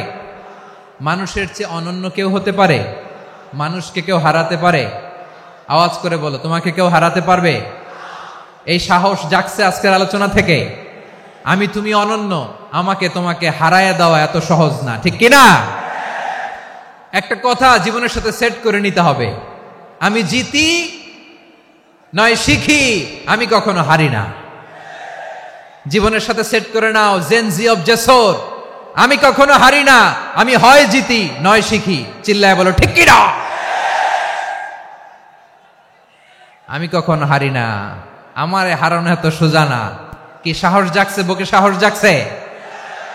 তাকবীর পড়ো, লিল্লাহে তাকবীর। তাহলে বিশ্বনবী বললেন না নাসু মাআদিন, মানুষ হচ্ছে খনি। এই ধাক্কা ধাক্কি আমি জানি এগুলো ভালোবাসার ধাক্কা ধাক্কি, এজন্য আমি সহ্য করে নেই। এগুলো যে ভালোবাসার ধাক্কা ধাক্কি এটা আমরা বুঝি। পৃথিবীর কোন আইন, সিকিউরিটি প্রটোকল দিয়ে এটারে মানানো যাবে না, কারণ এটা তো ভালোবাসা, লাভ। লাভ কোন আইন কানুন দিয়ে বাধা যায় না, মানানো যায় না, ঠিক কিনা বলো?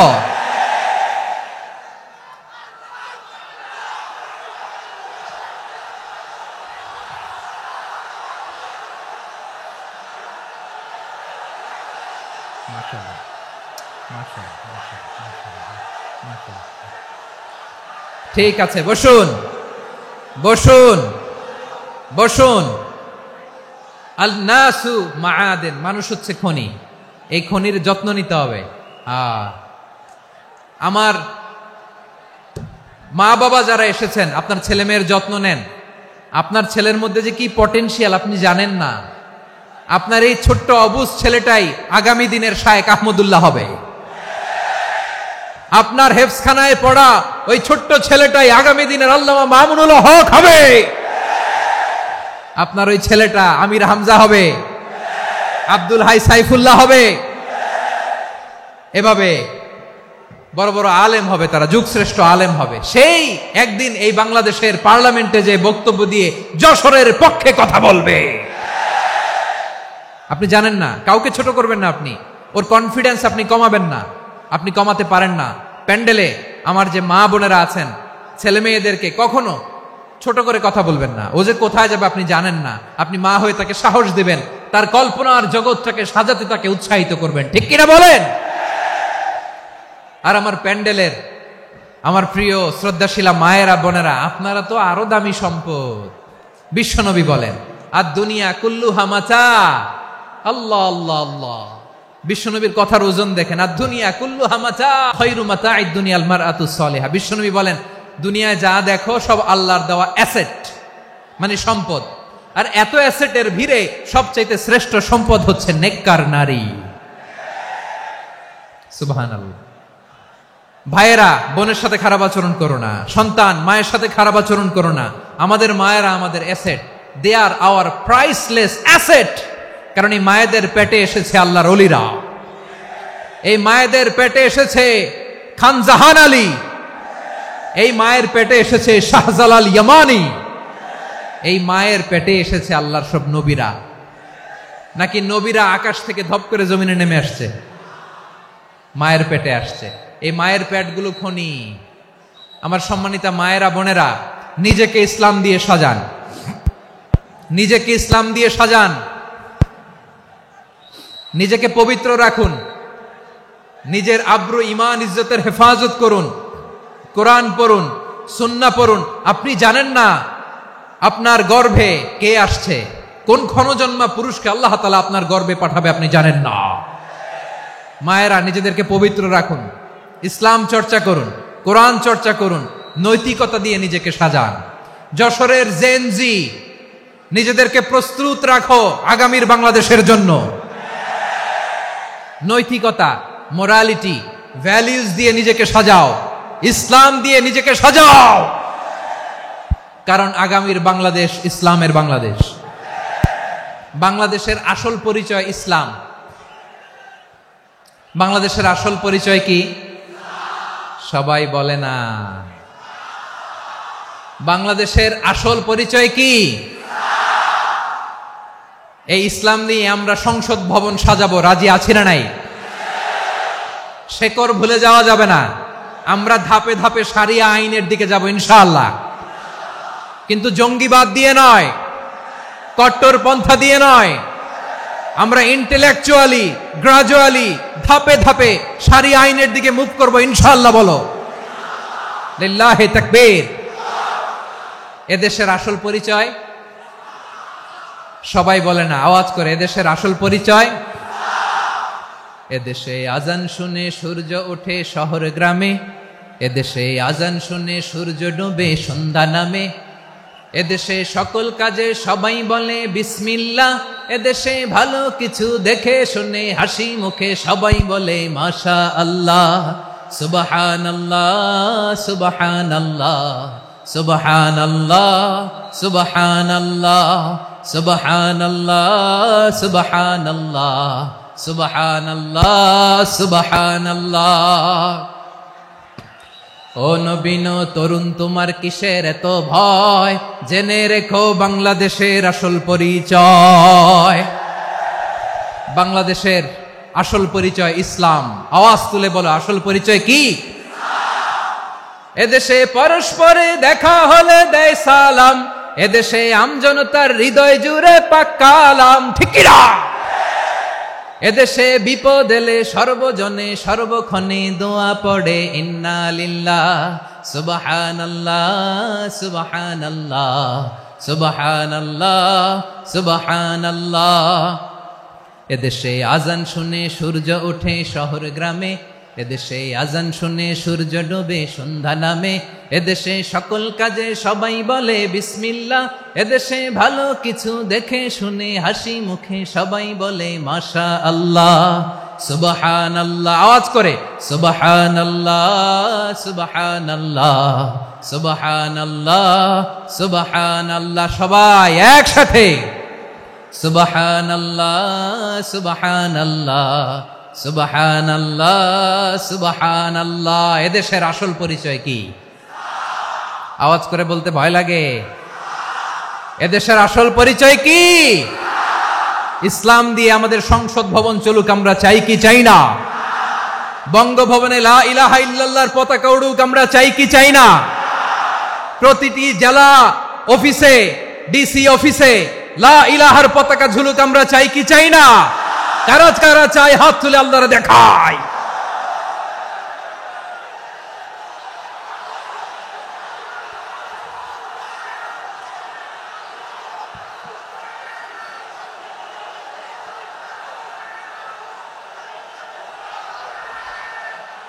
মাশাআল্লাহ মাশাআল্লাহ মাশাআল্লাহ মাশাআল্লাহ। যশোর, আওয়াজ করে বলো, ভালো মানুষ না খারাপ মানুষ? বুঝে বলছো তো? মানুষ ভালো হলে যে কত ভালো। এই মানুষকে যত্ন নিলে, মানুষকে মানুষ বানালে যে সে কি হতে পারে শুনবা? হ্যাঁ, নাকি মোনাজাত দিয়ে দিব? শুনবা? তাহলে থামতে হবে। থামো, আমি যখন বলবো থামো থামো, তাকবীরের সময় দিলে তাকবীর। থামো থামো। মানুষকে যত্ন নিলে, হ্যাঁ এদিকে এদিকে, ড্রোন নামায় ফেলো। হয়েছে, ড্রোনের ফুটেজ হয়ে গেছে, এবার ড্রোন নামায় ফেলো। আমার দিকে তাকাও। মানুষকে, তোমরা এদিক সেদিক তাকালে তো গুরুত্বপূর্ণ পয়েন্ট মিস হয়ে যাবে। এদিকে এদিকে, হ্যাঁ মাস ঠিক আছে, এদিকে। মানুষকে যত্ন নিলে মানুষের মধ্যে যারা কি পটেনশিয়াল রেখেছে। আমি জাপানের দুইটা উদাহরণ দেই। জাপানের, এই এই এভাবে এভাবে হবে, হয় বসো নয় পেছনে, কথা নাই। কথা তো বলাই যাবে না, হারাম কথা বলা। আজকে একেবারে চুপ। আজকের জন্য হারাম করে দিছে আমি, এই কিছু সময়ের জন্য একেবারে নিষিদ্ধ। জাপানের দুইটা উদাহরণ দেই, খেয়াল করে একটু শুনেন, বুঝবেন। আল্লাহ, 2022 সালে জাপানের সাথে জার্মানির খেলা, ফিফা ওয়ার্ল্ড কাপ 2022। এক পক্ষে জাপান, আরেক পক্ষে কোন দেশ? কথা শোনে নাই। এক পক্ষে কোন দেশ? আরেক পক্ষে সবাই। এক পক্ষে আরেক পক্ষে। ওই খেলায় জিতেছিল জাপান, জিতেছিল 22 সালের এই ফিফা ওয়ার্ল্ড কাপে। জাপান ফুটবল খেলায় জিতে, as a part of their celebration তারা খেলার পরে পুরো স্টেডিয়ামটারে ক্লিন করে। The fan base of Japan, lakh lakh মানুষ খেলা দেখতে যায়, তো এত ডাস্টবিনও তো নাই। তো যারা ডাস্টবিনে জায়গা পায় নাই, তারা এই যে চকলেটের প্যাকেট, পানির বোতল, চিপসের প্যাকেট তারা এদিকে সেদিকে রেখে দিয়েছে। জাপানের ভক্তরা, জাপানের ফলোয়াররা, as a part of their celebration তারা খেলার পরে পুরো স্টেডিয়ামের সব ময়লা আবর্জনা ক্লিন করে তারপরে বিদায় নিয়েছে। তাদেরকে কি ক্লিন করার দায়িত্ব দেয়া হয়েছিল?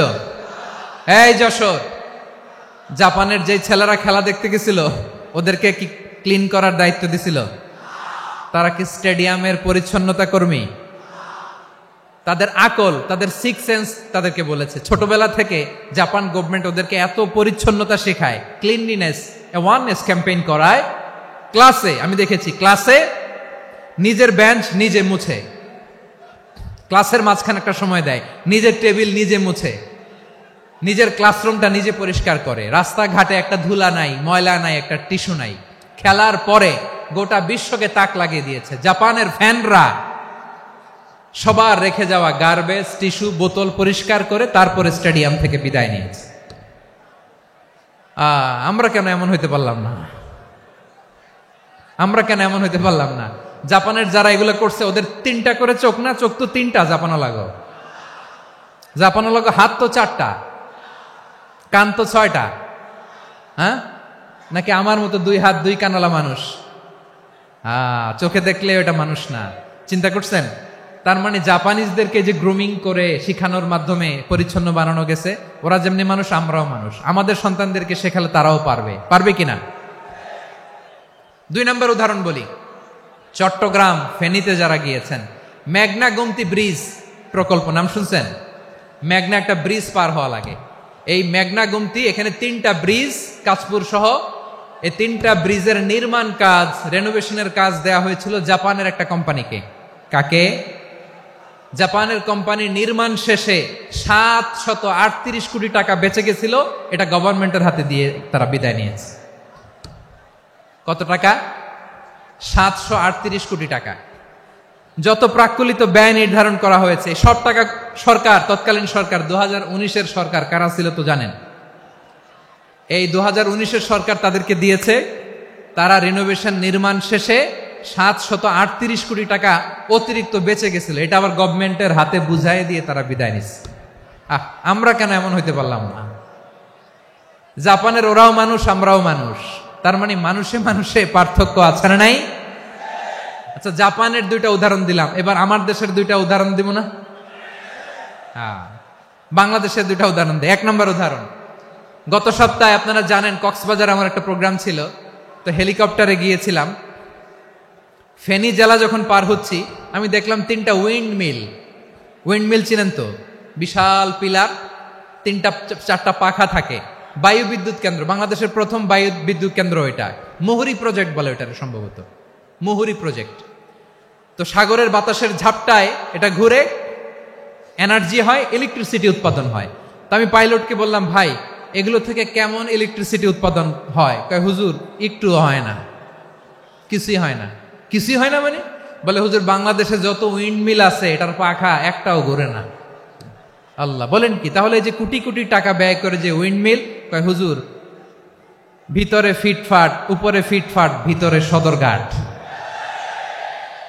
তার মানে কোটি কোটি টাকা দিয়ে এই উইন্ডমিল বানায়, এখানে কিছু নাই। দুর্নীতির আড্ডাখানা, আখড়াখানা বাংলাদেশ, ঠিক কিনা বলেন? হায় রে, জাপানিজরাও মানুষ, আমরাও মানুষ। আমার এক নিকটাত্মীয় সরকারি চাকরিজীবী, উনি আমাকে বললেন, বাংলাদেশের আরেকটা উদাহরণ দেখি। উনি আমাকে বললেন যে প্রতি বছর আমাদের অফিসের ফার্নিচার চেঞ্জ করে। আমি বললাম, প্রতি বছর ফার্নিচার চেঞ্জ করে কেন? বলে যে ফার্নিচার নতুন পারচেজ করলেই তো এখানে টাকা, নতুন কিনতে পারলেই টাকা, নতুন উন্নয়নের সবক শোনাতে পারলেই টাকা। প্রথম আলোর রিপোর্ট। কি আলো? প্রথম আলোর রিপোর্ট। গত 15 বছরে উন্নয়নের নামে লুটপাট হয়েছে প্রায় 3.25 লাখ কোটি টাকা। কার রিপোর্ট? আমাদের বানানো কথা? প্রথম আলোর রিপোর্ট। গত 15 বছরে কারা ছিল জানেন তো? হ্যাঁ, শুধু ওনাদেরকেই দোষ দিয়ে লাভ নাই। স্বাধীনতার পর থেকে শুধু শাসকের হাত বদল হয়েছে, আমরা কিছু পাই নাই, ঠিক কিনা বলেন? শুধু ওনাদের দোষ দিয়ে কি লাভ? একদল খাইছে, আরেক দল খাওয়ার জন্য রেডি হয়ে আছে। আমরা এরকম চাই না। আমরা চাই স্বাধীন সার্বভৌম বাংলাদেশ। আমরা চাই দুর্নীতিমুক্ত বাংলাদেশ। আমি নিউজটা যে কতবার পড়লাম, এটা কি সম্ভব? 3.5 টাকা লুটপাট, মানে লুটপাট করতে করতে এদেশের জনগণকে ফুটপাতে বসাই দিচ্ছে। প্রিয় ভাইয়েরা, তাহলে জাপানের মানুষও মানুষ, আমরাও মানুষ। সিদ্ধান্ত আপনার, কোন মানুষ হবেন, ভালো মানুষ না খারাপ মানুষ? আজকের আলোচনার বিষয় হচ্ছে মানব সম্পদের উন্নয়ন, human resource development. It's a process to increase the capacity of knowledge, skill, capacity of the people of a country. একটা দেশের মানুষের জ্ঞান, তাদের দক্ষতা কি করে বাড়ানো যায়, বাড়িয়ে দেশের উন্নয়ন করানো যায়, এটাই হচ্ছে মানব সম্পদ উন্নয়নের মূল কথা। তাহলে মানব সম্পদ হচ্ছে একটা দেশের সবচাইতে শক্তিশালী পুঁজি। প্রাকৃতিক সম্পদ, খনিজ সম্পদের চেয়েও দামি হচ্ছে মানব সম্পদ। আমার প্রিয় যশোর, প্রাকৃতিক সম্পদ, খনিজ সম্পদের চেয়ে দামি সম্পদ কি সম্পদ? আল্লাহ তাআলা দয়া করে আমাদেরকে এই মানব সম্পদ দিয়েছেন। আসুন আমাদের এই মানুষগুলোকে আমরা সোনার মানুষ বানাই। রাজি আছেন তো সবাই? রাজি আছেন? মানুষ পারে না এমন কোনো কিছু নাই, চাইলে সব পারে। এজন্য মানুষকে তারবিয়া দিতে হবে, যথাযথভাবে তাদেরকে গড়তে হবে। আসুন আমরা সিরাতের আয়নায় বিশ্বনবীর জীবনী থেকে দেখি তিনি কিভাবে হিউম্যান রিসোর্সকে ম্যানেজ করতেন। যদি আপনাদের সময় হয়, দু একটা উদাহরণ দিয়ে আজকে আমি আমার আলোচনার বিদায় নেব। হবে সময় হবে কয়েক মিনিট? হ্যাঁ, শান্ত থাকবেন তো? শান্ত থাকবা? হ্যাঁ, ঠিক আছে। এই ধাক্কার মধ্যে ঢুকছে, এবার মজা বুঝতেছো তো? হ্যাঁ, মানা করছিলাম না? ঠিক আছে, টের পাও। হ্যাঁ, ঠিক আছে। যে আওয়াজ করবে আমি ওকে দেখতেছি, কে কে আওয়াজ করে দেখতেছি। শেষ কথা, শেষের দিকে চলে আসছি। বিষ্ণু ইসলাম কিভাবে হিউম্যান রিসোর্সকে ম্যানেজ করতেন, মজার কথা আছে কয়েকটা, বলে বিদায় নেব।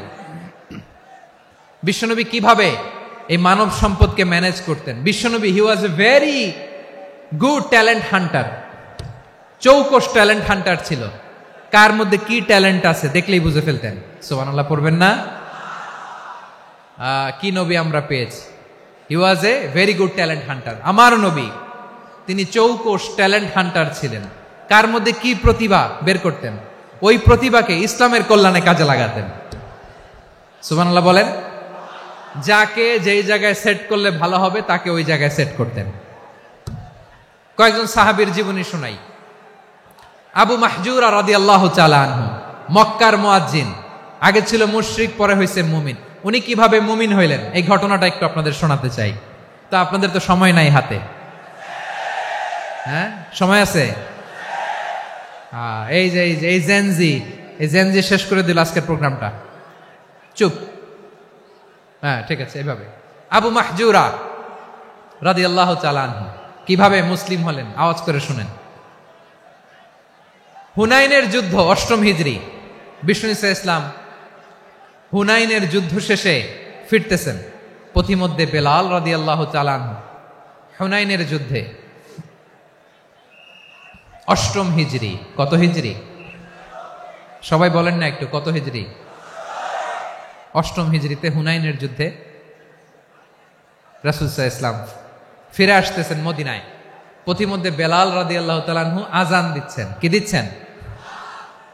তো পাশে ছিল মুশরিকদের একটা পল্লী। কিছু মুশরিক তরুণ, কিছু অমুসলিম কিশোর, তারা আজানকে ব্যঙ্গ করতেছে। আমাদের বাংলায় মুখ ভেঙ্গানো বলে আর কি।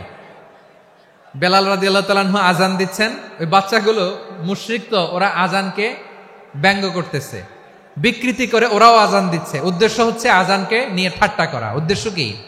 ঠাট্টা করা। ব্যাপারটা মনে কষ্ট পাওয়ার মতো ব্যাপার না? কিন্তু বিশ্বনবী ওইখানে দেখেন কি খুঁজলেন। বিশ্বনবী খেয়াল করলেন অমুসলিম কিশোরদের মধ্য থেকে একটা কিশোরের গলাটা বড় দরাজ গলা, কণ্ঠটা বড় সুন্দর। খেয়াল করে দেখলেন যে কিছু কিশোর বেলালের আজানকে ব্যঙ্গ করে, বিকৃতি করে, কিন্তু একজনের কণ্ঠ দেখতে পাচ্ছেন না এত দূরে, কিন্তু কণ্ঠটা বড় সুন্দর, দরাজ গলা। বিশ্বনবী সাহাবীদেরকে বললেন, ধরো এগুলারে, ধরো। সবগুলারে ধরে বিশ্বনবীর সামনে আনা হলো। ওরা হাঁটু গেড়ে বসলো। বিশ্বনবী বললেন, তোমাদের মধ্যে কে যেন ব্যঙ্গ করে আজান দিচ্ছিল, তার গলাটা বড় উঁচু, গলার বেসটা বড় মজবুত, মেলোডিয়াস, সুমধুর কণ্ঠ। কে? আবু মাহজুরা বলে, আমার বন্ধুরা সবাই আমার দিকে আঙ্গুল দেখায়, আমি পড়ে গেছি বিপদে। রাসূল সাল্লাল্লাহু আলাইহি ওয়াসাল্লাম বাকি অমুসলিম তরুণদেরকে ছেড়ে দিলেন, বললেন তোমরা যাও। এবার আবু মাহজুরারে পাইছে। আবু মাহজুরার চুলের মধ্যে হাত দিলেন বিশ্বনবী। মাথায় হাত দিয়ে বললেন, এবার আজান দাও দেখি। আবু মাহজুরা বলে, আমি তো আজান দিতে জানি না, কারণ আমি তো বেলালেরটা শুইনা দিছি, আমার তো মুখস্থ নাই, আমি তো আজান দিতে জানি না। বিষ্ণু বললেন, জানো না, তাহলে আসো আমি তোমারে শিখাই দেই। সুবহানাল্লাহ পড়েন। আবু মাহজুরা হাঁটু গেড়ে বসে বিশ্বনবীর মোবারক হাত আবু মাহজুরার চুলের মধ্যে। বিশ্বনবী আজানের মুআল্লিম আবু মাহজুরাকে বলতেছে, ঠিক আছে তোমারে শিখাই দিচ্ছি, আমি যা যা বলবো আমার সাথে সাথে বলো, পারবা? আবু মাহজুরা বলে, পারবো। বিশ্বনবী আজান দিচ্ছেন মাথায় হাত দিয়ে, আল্লাহু আকবার,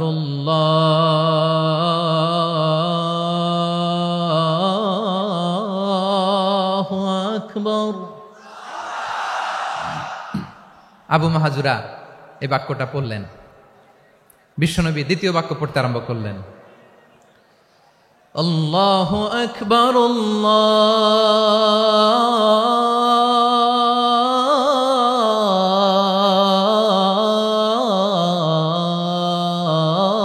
আল্লাহু আকবার। আবু মাহজুরা এই বাক্যটাও বললেন। বিশ্বনবী আবু মাহজুরার মাথার মধ্যে হাত দিয়ে তৃতীয় বাক্য পড়লেন, আশহাদু আল্লা ইলাহা ইল্লাল্লাহ।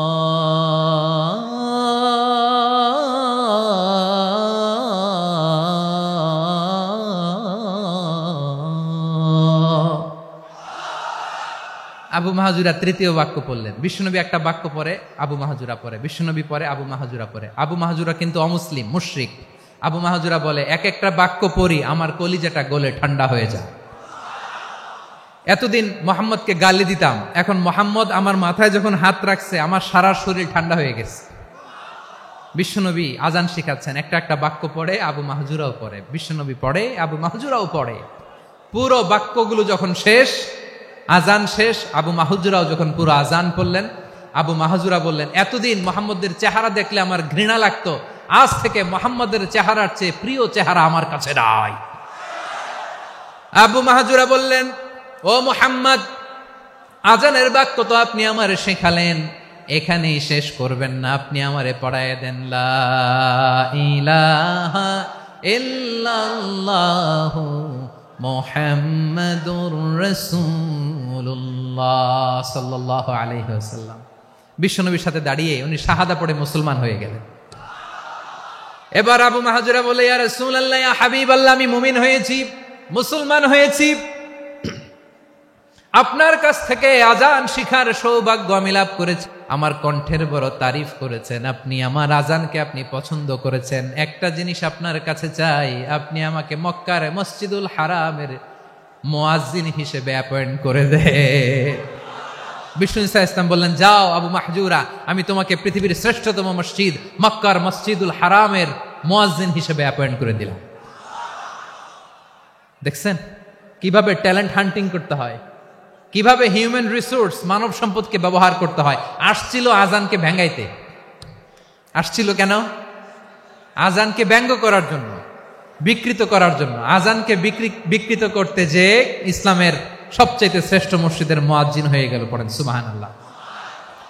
হযরত আবু মাহজুরা রাদিয়াল্লাহু তাআলা আনহু ওনার এই সুললিত কণ্ঠ ব্যবহার করে মসজিদুল হারামে এত সুন্দর করে আল্লাহু আকবার বলে আজান দিতেন, মানুষগুলোর, মুসল্লিগুলোর, মক্কাবাসীর হৃদয়কে তিনি বিগলিত করে দিতেন, মানুষের হৃদয়কে ঠান্ডা হয়ে যেত। শুধু এখানেই শেষ না আমার যশোরের ভাইয়েরা, বিশ্বনবী যখন সাইয়েদনা আবু মাহজুরা রাদিয়াল্লাহু তাআলা আনহুকে আজান শিখাচ্ছিলেন, বলেন তো বিশ্বনবীর হাতটা কোথায় ছিল?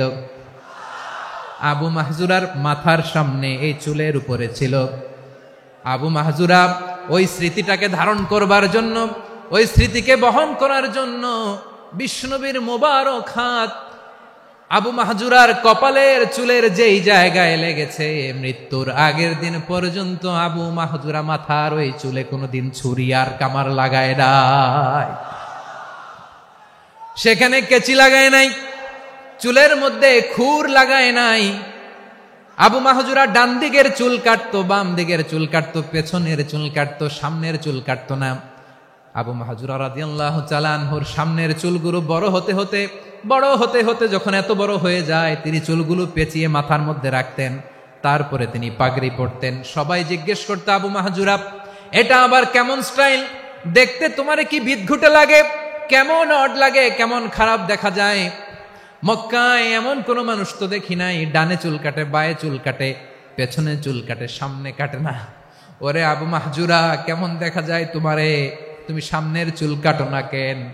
আবু মাহজুরা বলে, আমি হাঁটু গেড়ে পেয়ারা নবীর সামনে বসেছিলাম, আমার এই মাথার চুলের মধ্যে মুবারক হাত লাগিয়ে বিশ্বনবী নিজে আমাকে আজানের প্রতিটা বাক্য শিক্ষা দিয়েছেন। বিশ্বনবীর মোবারক হাত, পবিত্র হাত আমার মাথার চুলের যেই জায়গায় লেগেছে, আমি চাই ওই চুলগুলা নিয়ে আমি আমার কবরের ভিতরে যাব। সাইয়েদনা আবু মাহজুরা রাদিয়াল্লাহু তাআলা আনহু ইন্তেকালের আগের পর্যন্ত মাথার সামনের চুলগুলা কাটে নাই। মাথার সামনের চুল তিনি কাটেন নাই। সুবহানাল্লাহ বিহামদি। কেমন ভালোবাসতেন বিশ্বনবী সাহাবীদেরকে, সাহাবারা কেমন ভালোবাসতেন বিশ্বনবীকে। সামনের চুলগুলো বড় হতে হতে এত বড় ছিল, পেঁচিয়ে রেখে পাগড়ি করতেন, কাটতেন না। নবীর হাত লেগেছিল। সুবহানাল্লাহ পড়েন। তাহলে what is the lesson? Moral of the story কি? মোরাল অফ দ্য স্টোরি হচ্ছে, আসছিল আজানকে ব্যঙ্গ করার জন্য, বিকৃত করার জন্য, হয়ে গেল মসজিদুল হারামের মুয়াজ্জিন। দেখেন বিশ্বনবী একটা খারাপ সিচুয়েশনের মধ্যে থেকে কি ভালো জিনিস বের করে আনলেন। আমি যে শুরুতে বলেছি কিভাবে তিনি হিউম্যান রিসোর্সকে ডেভেলপ করেছেন, ম্যানেজ করেছেন। তিনি যে চৌকস ট্যালেন্ট হান্টার ছিল, দেখেন সবার মধ্যে থেকে এর বাছাই করে মুয়াজ্জিন বানাই দিয়েছেন। সুবহানাল্লাহ পড়েন। তার মানে এই না সবাইরে ধরে ধরে উনি মুয়াজ্জিন বানাইছেন। যার যেই ট্যালেন্ট আছে তাকে ওই কাজে অ্যাসাইন করেছেন। যার যেই প্রতিভা আছে তার প্রতিভাকে ইসলামের কাজে লাগিয়েছেন। সুবহানাল্লাহ পড়েন। যায়েদ বিন সাবিত রাদিয়াল্লাহু তাআলা আনহু নাম শুনেছেন? যশোর, কথা বেরোয় না। যদি জিগায় সালমান খানের নাম শুনছেন, সবাই হাত তুলবে, জি হুজুর শুনছি, মানে সব দেখা শেষ। সালমান খান, আমির খান, অমুক খান, সব খান মুখস্থ, কিন্তু যায়েদ বিন সাবিতের নাম মুখস্থ নাই মুসলমানদের। যেই সাহাবী মাথার সামনের চুল কাটে নাই, মসজিদুল হারামের মুয়াজ্জিন বানাইছেন বিশ্বনবী, ওই সাহাবীর নাম কি? খায়া ফেলাইছে, স্লোগানের সাথে খায়া ফেলাইছে। আবু মাহজুরা। কি নাম? আবু মাহজুরা আল জুমাহি রাদিয়াল্লাহু তাআলা আনহু। এই নামটা আজকে নিয়ে যাইতে হবে যশোর। আবু মাহজুরা রাদিয়াল্লাহু তাআলা আনহু। 2 নম্বরে বলছিলাম যায়েদ বিন সাবিত রাদিয়াল্লাহু তাআলা আনহু। বিশ্বনবী দেখলেন মদিনার এই আনসারী সাহাবী হাইলি ট্যালেন্টেড, ইন্টেলেকচুয়াল, মেরিটোরিয়াস, জ্ঞানের প্রতি তার আকর্ষণ, মারাত্মক আকর্ষণ। বিশ্বনবী তাকে দায়িত্ব দিলেন, কোরআন যা নাজিল হয় তুমি লিখো, কাতিবুল ওয়াহি বানায় দিলেন। সুবহানাল্লাহ। যায়েদ বিন সাবিতরে আবার আজান শিখান নাই, কারণ তার মধ্যে বিশ্বনবী প্রতিভা দেখেছেন, একাডেমিক প্রতিভা। বিশ্বনবীর একাডেমিক প্রজেক্টগুলো তিনি হ্যান্ডেল করতেন। যায়েদ বিন সাবিত ছিল বিশ্বনবীর ব্যক্তিগত সচিব। কি ছিল? ব্যক্তিগত সচিব। বোঝেন নাই? বিশ্বনবীর ব্যক্তিগত সচিব এবং দোভাষী। ইহুদিরা কিছু লিখে দিলে এটার অর্থ বিশ্বনবীরে বুঝায় দিতেন। আবার ইহুদিদের কাছে কিছু লিখতে হলে তিনি লিখে দিতেন। বিশ্বনবী একদিন বললেন, ইন্নী ওয়াল্লাহি মা আমানু ইয়াহুদা আলা কিতাব। ইহুদিরা যে চিঠি পাঠায় অর্থ তো বুঝি না, আরেক ইহুদি আইনে অর্থ করা লাগে। আবার ইহুদিদের কাছে কিছু লিখে পাঠাইতে চাইলে আমরা তো লিখতে পারি না, ইহুদিরে দিয়ে লেখা লাগে। ওরা যে পয়রা শোনায় লিখে দেয়, আমি ওদের বিশ্বাস করি না। আমার নিজের একজন লোক দরকার। বিশ্বনবী এই যায়েদ বিন সাবিতকে চুজ করলেন ল্যাঙ্গুয়েজের জন্য। উনি বললেন, যায়েদ তোমার সফট স্কিলকে ডেভেলপ করতে হবে, তুমি হিব্রু ল্যাঙ্গুয়েজ শিখে ফেলো। যায়েদ বিন সাবিত বলল, বিশ্বনবীর মোটিভেশন আর ইন্সপিরেশন পেয়ে আমি 15 দিনে ইহুদিদের এই হিব্রু ল্যাঙ্গুয়েজ শিখে ফেললাম। শুধু শিখে ফেললাম না, হাত্তা হাদিকতু, even I became master in the language. এই ভাষা আমি পারদর্শী হয়ে গেলাম। এরপরে ইহুদিরা চিঠি লিখে পাঠালে আর কোনো ইহুদি ডাকা লাগতো না, আমি নবীর এটার অর্থ শুনে পরে বুঝায় দিতাম। আবার ইহুদিদের কাছে চিঠি লেখা লাগলে আমি যায়েদ বিন সাবিত চিঠি লিখে দিতাম।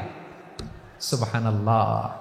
দেখেন, এত সাহাবীর মধ্য থেকে বিশ্বনবীর একাডেমিক প্রজেক্ট, ব্যক্তিগত সচিব, দোভাষী হিসেবে তিনি যায়েদ বিন সাবিতের মতো তরুণকে নির্বাচিত করেছেন। কেমন ট্যালেন্ট হান্টার ছিল আমার নবী সুবহানাল্লাহ পড়বেন না? বিশ্বনবীর ইন্তেকালের পরে সাইয়েদনা আবু বকর রাদিয়াল্লাহু তাআলা আনহু যখন খলিফা হয়ে আসলেন, কোরআনকে সংকলনের দায়িত্ব দেয়া লাগবে, কোন সাহাবীকে দিবেন? সব সাহাবারা মিলে পরামর্শ করলেন। সাইয়েদনা আবু বকর, ওমর সবাই মিলে এই বিশাল কোরআন সংকলনের গুরু দায়িত্ব বিশ্বনবীর ব্যক্তিগত সচিব, বিশ্বনবীর দুভাষী, বিশ্বনবীর সিলেক্ট করাই লোক যায়েদ ইবনে সাবিত রাদিয়াল্লাহু তাআলা আনহুকে দিয়েছে। কোরআনের কপি তো আজকে এখানে রাখে নাই। এই যে আজকের যে কোরআন পড়েন, এটা আগে এরকম ছিল না। কোরআন নাজিল হলে সাহাবারা চামড়ার, ওটের চামড়ায় লিখে ফেলতো, ওটের চ্যাপ্টা হাড্ডির মধ্যে লিখে ফেলতো, গাছের গুড়ির মধ্যে লিখে ফেলতো, বিভিন্ন জনের কাছে ছড়ানো ছিটানো ছিল। আবু বকর রাদিয়াল্লাহু তাআলা আনহু একসাথে করলেন, পরবর্তীতে উসমান রাদিয়াল্লাহু তাআলা আনহু একসাথে করলেন 114 সূরার। এখন এই মুসহাফ, এই কম্পাইলেশন, এই কপি আমরা পেয়েছি, যার হিউজ কন্ট্রিবিউশন ছিল। এই পুরো কোরআন কম্পাইলেশনের প্রজেক্ট ম্যানেজার ছিল যায়েদ বিন সাবিত রাদিয়াল্লাহু তাআলা। কোরআন কম্পাইলেশনের প্রজেক্ট ম্যানেজার, দেখেন উনারে মাথায় হাত দিয়ে আজান শিখায় নাই, সুবহানাল্লাহ কইবেন না? তাহলে প্রথম সাহাবী আবু মাহজুরাকে মুয়াজ্জিন বানাইলেন, যায়েদ বিন সাবিতকে ব্যক্তিগত সচিব আর দোভাষী বানালেন, মুসআব ইবনে উমাইর রাদিয়াল্লাহু তাআলা আনহুকে ইসলামের প্রথম অ্যাম্বাসেডর বানালেন। তাহলে তৃতীয় নাম্বার একজন সাহাবীর নাম বলছি, মুসআব ইবনে উমাইর। মুসআব কি নাম? নামটা কেমন লাগে? এই কয়েকজনের ভাল লাগে, বাকিদের ভাল লাগে না? ভাল লাগে? এই এই আর কয়েকটা মিনিট দেওয়া যাবে না আমাকে আল্লাহর রাস্তে? হ্যাঁ ঠিক আছে, আমি তোমাদেরকে ভালোবাসা দেখাবো, দোয়া করব, যদি চুপ থাকো, একেবারে চুপ, কষ্ট সহ্য করো, বাকিরে যা সওয়াব পাবে তোমরা ডবল পাবা, যেহেতু কষ্ট বেশি, কিন্তু চুপ। 3 নম্বর সাহাবীর নাম মুসআব। এই ধাক্কাধাক্কি কেন? ধাক্কাধাক্কি কেন রে ভাই? না না না, এরকম হইলে আসবো না যশোর, আমি আর আসবো না। হয় পিছনে চলে যাও, নাহলে চুপ, ধাক্কাধাক্কি নাই। 3 নম্বর সাহাবীর নাম মুসআব। কি নাম? He was the first ambassador in Islam. ইসলামের প্রথম ডিপ্লোমাট, প্রথম কূটনৈতিক, ইসলামের প্রথম কূটনৈতিক, ইসলামের প্রথম ডিপ্লোমাট, প্রথম অ্যাম্বাসেডর মুসআব ইবনে উমাইর। মক্কার তরুণ যুবক, উনি পারফিউম লাগাইলে মানুষ দেখলেই বুঝতো এটা মুসআব লাগাইছে। এমন ড্যাশিং ফেসের ছিল, এমন স্মার্ট ড্যাশিং ফেস, এমন পার্সোনালিটির মানুষ ছিল মুসআব রাদিয়াল্লাহু তাআলা আনহু। কারণ যিনি ইসলামের স্পোকম্যান হবেন, মুখপাত্র হবেন, তার স্মার্ট হওয়ার দরকার আছে না নাই?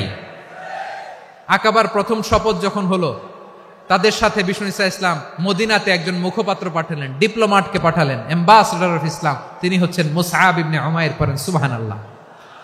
বিশ্বনবী দেখলেন সে অনেক স্মার্ট, তার ডেডিকেশন আছে, সিনসিয়ারিটি আছে, এবং মদিনায় যে আউস খাজরাজ গোত্রের নেতাদের সাথে ডিল করতে হবে, ইহুদিদের সাথে ডিল করতে হবে, ওখানে একজন পাক্কা জানু খেলোয়াড়ের দরকার আছে না নাই?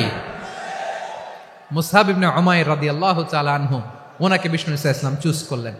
এবং বিষ্ণু ঈসা ইসলামের এই চুজিংটা, এই সিলেকশনটা এত সুন্দর ছিল, তিনি মদিনাতে যে বিশ্বনবী আসার আগেই মদিনার জমিনকে তিনি উর্বর করে ফেলছেন। প্রতিটা ঘরে ঘরে কালিমার দাওয়াত তিনি পৌঁছায় দিচ্ছেন। জুমার বিধান নাজিল হয়েছে, কিন্তু মক্কায় পরিবেশ নাই জুমা পালনের। বিষ্ণু ঈসা ইসলাম একজনকে দিয়ে খবর পাঠালেন, যাও মদিনায় মুসাবকে যে বলো, মুসাব তো আমার শিক্ষক, আমার স্পোকম্যান, মদিনাতে যেন তারা জুমা কায়েম করে। বিশ্বনবীর আগেই মুসাব মদিনার মুসলিমদেরকে নিয়ে মদিনায় প্রথম জুমা কায়েম করে ফেলছে। কোন সুবহানাল্লাহ। ডিপ্লোমাটদের কেমন হইতে হয়, অ্যাম্বাসেডারের কেমন হইতে হয়, মুসআব রাদিয়াল্লাহু তাআলা আনহুর কাছ থেকে শিখে নাও। মুসআব নামটা কেমন লাগে? যশোর যাদের সন্তান হবে, ছেলে সন্তান, আমার রাস্তায় পাইলে সবাই জিজ্ঞেস করে, হুজুর একটা নাম দেন, আমার ছেলে হবে। যশোরবাসীর জন্য আমি একটা নাম দিয়ে দিলাম, নাম রাখতে হবে মুসআব। কি নাম? নামটা যাদের ভাল লাগে, ছেলে সন্তান অনাগত আসবে, মনে চাইলে নাম রেখে দিবেন মুসআব রাদিয়াল্লাহু তাআলা আনহুর নামে মুসআব। তাহলে মুসআব রাদিয়াল্লাহু তাআলা আনহুকে বিশ্বনবী ল্যাঙ্গুয়েজ শিখান নাই, সফট স্কিল শিখান নাই। যায়েদ রাদিয়াল্লাহু তিনি হিব্রু ল্যাঙ্গুয়েজ শিখেছেন, সুরিয়ানি শিখেছেন, কিন্তু মুসআবকে তিনি বানিয়েছেন the spokesman of Islam, the first diplomat, the ambassador of Islam. সুবহানাল্লাহ পড়বেন না? আব্দুল্লাহ ইবনে আব্বাস রাদিয়াল্লাহু তাআলা আনহু, বিশ্বনবীর কাজিন, চাচাতো ভাই। আবার মাইমুনা রাদিয়াল্লাহু তাআলা আনহু, মাইমুনা নবীর স্ত্রী, তিনি ছিলেন আব্দুল্লাহর আপন খালা। তো নবীর বউ যদি উনার খালা হয়, নবী তার কি? বুঝে নাই, নবী তার কি? খালু। তাহলে সম্পর্ক অনেক গভীর, কাজিন আবার খালু। ছোট্ট মানুষ, তাই রাতে মাঝে মাঝে ঘরে থাকতো। বিশ্বনবী দেখলেন আব্দুল্লাহ যেহেতু আমার ঘরে ঢুকতে পারে, আব্দুল্লাহরে এই উম্মতের বড় শিক্ষাবিদ বানাইতে হবে। কথা বোঝে নাই? আব্দুল্লাহকে কি বানাইতে হবে? শিক্ষাবিদ, এডুকেটর অফ দিস উম্মাহ, এই উম্মার শিক্ষাবিদ বানাইতে হবে। তাই আব্দুল্লাহ ইবনে আব্বাসকে বিশ্বনবী হাতে কলমে শিক্ষা দিয়েছেন। আহারে, আর এরপরে যে কি ভাষা আসবে তোমাদের জন্য আমার মুখ থেকে আমি নিজেও জানি না। 1 ঘন্টা যাবত ধাক্কা ধাক্কি মারামারি। তো আসতে বলছে কে তোমাকে? পেছনে চলে যাও, জায়গা না পেলে। পুরো প্রোগ্রামটাই নষ্ট করে দিল।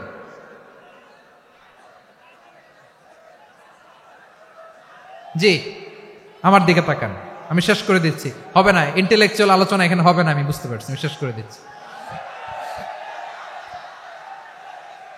আব্দুল্লাহ ইবনে আব্বাস রাদিয়াল্লাহু তাআলা আনহু, মনোযোগ দিয়ে কয়েকটা মিনিট শুনুন, আমি এখনই শেষ করে দিচ্ছি। এরপর আওয়াজ করবে, এই যে এগুলো কি আমি বুঝলাম না। আমি বললাম না সব করা যাবে, বসে যাও, শুয়ে যাও, চলে যাও, আওয়াজ করা যাবে না। অন্যকে বসো এটাও বলার দরকার নাই, জাস্ট এদিকে তাকাও। আল্লাহ।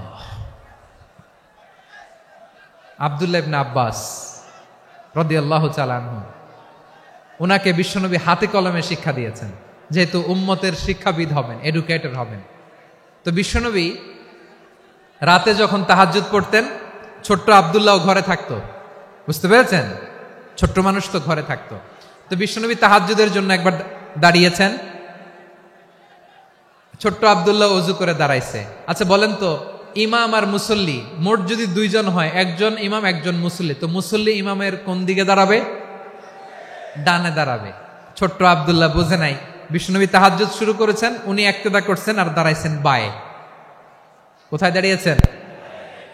আব্দুল্লাহ বলেন, যখন আমি বায়ে দাঁড়ালাম, আখাযা রাসূলুল্লাহ সাল্লাল্লাহু আলাইহি ওয়াসাল্লাম উযুনি আল ইউমনা ইয়াফতিলুহা, বিশ্বনবী নামাজরত অবস্থায় আমার কান ধরে টেনে আমার ডান দিকে এনে দাঁড় করায় দিলেন। পড়েন সুবহানাল্লাহ। দেখেন, হাতে কলমে শিক্ষা। আর জীবনে ভুল হবে? কথা কয় না, আর ভুল হবে? আর ভুল হবে না। এভাবে বিশ্বনবীর অনেক সঙ্গ পেয়েছেন, সফর করেছেন, একই বাহনে বসেছেন, এক বাহনে বসে লম্বা নাসিহত করেছেন, বলেছেন, ইয়া গোলাম ইহফাজিল্লাহ ইয়াহফাজকা, ইহফাজিল্লাহ তাজিদহু তুজাহাক, ইযা সাআলতা ফাসআলিল্লাহ ওয়া ইযা ইসতাআনতা ফাসতাইন বিল্লাহ। আল্লাহর বিধান মানো, আল্লাহর বিধান রক্ষা করো, আল্লাহ তোমায় রক্ষা করবে। আব্দুল্লাহ, চাইতে হলে আল্লাহর কাছে চাও, সাহায্য চাইতে হলে আল্লাহর কাছে সাহায্য চাও। মনে রেখো, গোটা বিশ্বের সবাই যদি তোমার সাহায্য করতে চায়, ততটুকুই করতে পারবে যতটুকু আল্লাহ তোমার নসিবে রেখেছে। গোটা বিশ্ব যদি তোমার বিরুদ্ধে ষড়যন্ত্রে দাঁড়িয়ে যায়, ক্ষতি ততটুকু করতে পারবে যতটুকু তোমার জন্য বরাদ্দ আছে, এর বাইরে কিছু করতে পারবে না। আওয়াজ করে বলেন ঠিক কিনা? এভাবে হাতে কলমে শিখিয়েছেন, বিশ্বনবীর সঙ্গ পেয়েছেন। উনাকে বিষ্ণু ইসলাম শিক্ষাবিদ, এডুকেটর অফ দিস উম্মাহ হিসেবে সিলেক্ট করেছেন, হাতে কলমে শিখিয়েছেন। বিশ্বনবী একবার প্রকৃতির ডাকে সাড়া দিয়ে এসেছেন। এখন কি করতে হবে? নামাজের জন্য অজু করতে হবে। বিশ্বনবী এসেই দেখেন অজুর বদনায় পানি ভরা, খুশি হয়ে গেলেন, বললেন, কে রেখেছে পানি? একজন বলল, আব্দুল্লাহ রেখেছে। বিশ্বনবী অত্যন্ত খুশি হলেন, খুশি হয়ে একটা দোয়া করলেন, বললেন, আল্লাহুম্মা ফাক্কিহু ফিদ্দীন ওয়া আল্লিমহু তা'ওয়ীল। আল্লাহ, তুমি আব্দুল্লাহকে দ্বীনের বুঝ দিও আর কোরআনের তাফসীর শিক্ষা দিও। বিশ্বনবীর এই দোয়া এমন লাগছে, উনি রাইসুল মুফাসসিরিন, এই পৃথিবীতে যত মুফাসসির ছিল, যত মুফাসসির আসবে, সকল মুফাসসিরের সম্রাট হিসেবে স্বীকৃত হয়েছেন। আব্দুল্লাহ ইবনে আব্বাস, বিশ্বনবী ওনারা আজান শিখান নাই, বিশ্বনবী ওনারা ল্যাঙ্গুয়েজ শিখান নাই, বিশ্বনবী ওনারা অ্যাম্বাসাডর বানান নাই, হাতে কলমে শিক্ষা দিয়েছেন। ছোট্ট মানুষ, বিশ্বনবী ইন্তেকাল করলেন, আবু বকরের সময় গেল, ওমরে ফারুকের খেলাফত, তখনও তিনি তরুণ। ওমরে ফারুক রাদিয়াল্লাহু তাআলা আনহু ওনার ক্যাবিনেট মিনিস্ট্রির বৈঠকে এই আব্দুল্লাহ ইবনে আব্বাসকে পাশ দিয়ে বসায় রাখতেন। বয়স্ক সাহাবারা এটা পছন্দ করতো না। তারা বলতো, ঘটনা কি, আব্দুল্লাহর মতো ছেলে নাতি আমাদের আছে, এরা কেন রাখে ওমরে ফারুক? ওমরে ফারুক এটা টের পেলেন। তিনি বুঝতে পারলেন যে ক্যাবিনেট মেম্বাররা এটা পছন্দ করে না, ছোট্ট আব্দুল্লাহরা কেন রাখি, কেন যে রাখি এটা একদিন বুঝাবো। একদিন মিটিং এ তিনি সবাইকে বললেন, ইদা জাআ নাসরুল্লাহি ওয়াল ফাতহ। এই আয়াত দ্বারা উদ্দেশ্য কি বলেন তো মুরব্বী সাহাবীরা? এক সাহাবী বলেন, এই সূরা দ্বারা উদ্দেশ্য, আল্লাহ বলেছেন আমাদেরকে বিভিন্ন ল্যান্ড, বিভিন্ন এলাকা বিজয় করতে হবে। ওমরে ফারুক বললেন, না, হয়নি। আরেকজন বললেন, বিজয় হওয়ার পর আমাদের বেশি বেশি আল্লাহর বরত্বের ঘোষণা দিতে হবে, এটা উদ্দেশ্য। ওমরে ফারুক বললেন, না, হয় নাই। যারা জিজ্ঞেস করেন কেউ পারে না। সব শেষে বিশ্বনবী ছোট্ট আব্দুল্লাহরে বলেন, আব্দুল্লাহ, ইদা জাআ নাসরুল্লাহি ওয়াল ফাতহ এর দ্বারা উদ্দেশ্য কি বলতো? ছোট্ট আব্দুল্লাহ বলেন, হুয়া আজালু রাসূলিল্লাহ। এই আয়াত দ্বারা বিশ্বনবীর বিদায়কে উদ্দেশ্য নেওয়া হয়েছে। ওমরে ফারুক বললেন, হাদা হুয়া, এটাই তো সঠিক উত্তর, এটাই সঠিক তাফসীর এই আয়াতের। কারণ ইদা জাআ নাসরুল্লাহি ওয়াল ফাতহ, যখন আল্লাহর সাহায্য আর বিজয় আসবে, ওয়া রাআইতান নাসা ইয়াদখুলুনা ফি দীনিল্লাহি আফওয়াজা, আপনি দেখবেন দলে দলে ঢলে ঢলে বানের পানির মতো মানুষ ইসলামের দিকে ঢুকতেছে, ইসলামের বিজয় হয়েছে। তো ইসলামের বিজয়ের মিশন নিয়ে নবী আসছে, বিজয়ী যখন হয়ে গেছে এখন তো নবীর বিদায় হবে। জোরে বলেন ঠিক কিনা? কোন সাহাবী এই সূক্ষ্ম কথাটা ধরতে পারে নাই, ওই আব্দুল্লাহ ছাড়া। আব্দুল্লাহ যখন উত্তর দিছে, সব সাহাবীদের টনক নড়েছে। এরপর থেকে কোন ক্যাবিনেট মিটিং এ আর কোন সাহাবারা কোনো প্রশ্ন করে নাই, আওয়াজ করে পড়েন সুবহানাল্লাহ। বিশ্বনবী আব্দুল্লাহ ইবনে আব্বাসকে দ্য এডুকেটর অফ দ্য উম্মাহ, উম্মার শিক্ষাবিদ হিসেবে গ্রহণ করেছেন। আওয়াজ করে পড়তে হবে আল্লাহু আকবার। সাহাবীদের নামগুলো মনে থাকবে? এক নম্বরে আবু মাহজুরা, মুয়াজ্জিন বানাইছেন। যায়েদ ইবনে সাবিত, দোভাষী, ট্রান্সলেটর অফ প্রফেট, এবং তিনি ছিলেন বিশ্বনবীর ব্যক্তিগত সচিব। Musab ibn Umair, the first ambassador and diplomat of Islam. Abdullah ibn Abbas, এই উম্মার সবচেয়ে বড় এডুকেটর, শিক্ষাবিদ। আরেকজন ছিল আব্দুল্লাহ ইবনে মাসউদ রাদিয়াল্লাহু তাআলা আনহু। দুই আব্দুল্লাহ, আব্বাস গেল, আরেকজন হচ্ছে মাসউদ। মক্কার তরুণ, ছাগল পালতো মুশরিকের বিশ্বনবী আর আবু বকর রাদিয়াল্লাহু তাআলা আনহু একবার গেলেন, যে দেখে এই তরুণ দাঁড়ায় আছে। বিশ্বনবী বলেন, আমি খুব ক্ষুধার্ত, তোমার কাছে কি দুধ আছে ছাগলের? আব্দুল্লাহ ইবনে মাসউদ বলে, আছে। ওয়ালাকিন আনা মুতামান, কিন্তু যে দুধ আছে এটা আমানতের, আমি দিতে পারবো না। বিশ্বনবী এইটা শুনেই তারা টার্গেট করে ফেলছে। আনা মুতামান, দুধ আছে কিন্তু এটা আমার মালিকের, আমি তো দরদ দেখাই, আমার মালিকের দুধ আপনি পথিক, আপনারে দিতে পারি না। বিশ্বনবী টার্গেট করে ফেলছেন, এরে আমার কাজে লাগাইতে হবে। বিশ্বনবী বললেন, আচ্ছা ঠিক আছে, দুধ দিও না, কিন্তু এমন ছাগি আছে কিনা যেই ছাগির সাথে কোনো ছাগলের মিলন হয় নাই, তার ওলানে দুধও আসে নাই, বাচ্চাও নাই, এরকম ছাগির থেকে যদি আমি দুধ খাই তাহলে তো সমস্যা নাই।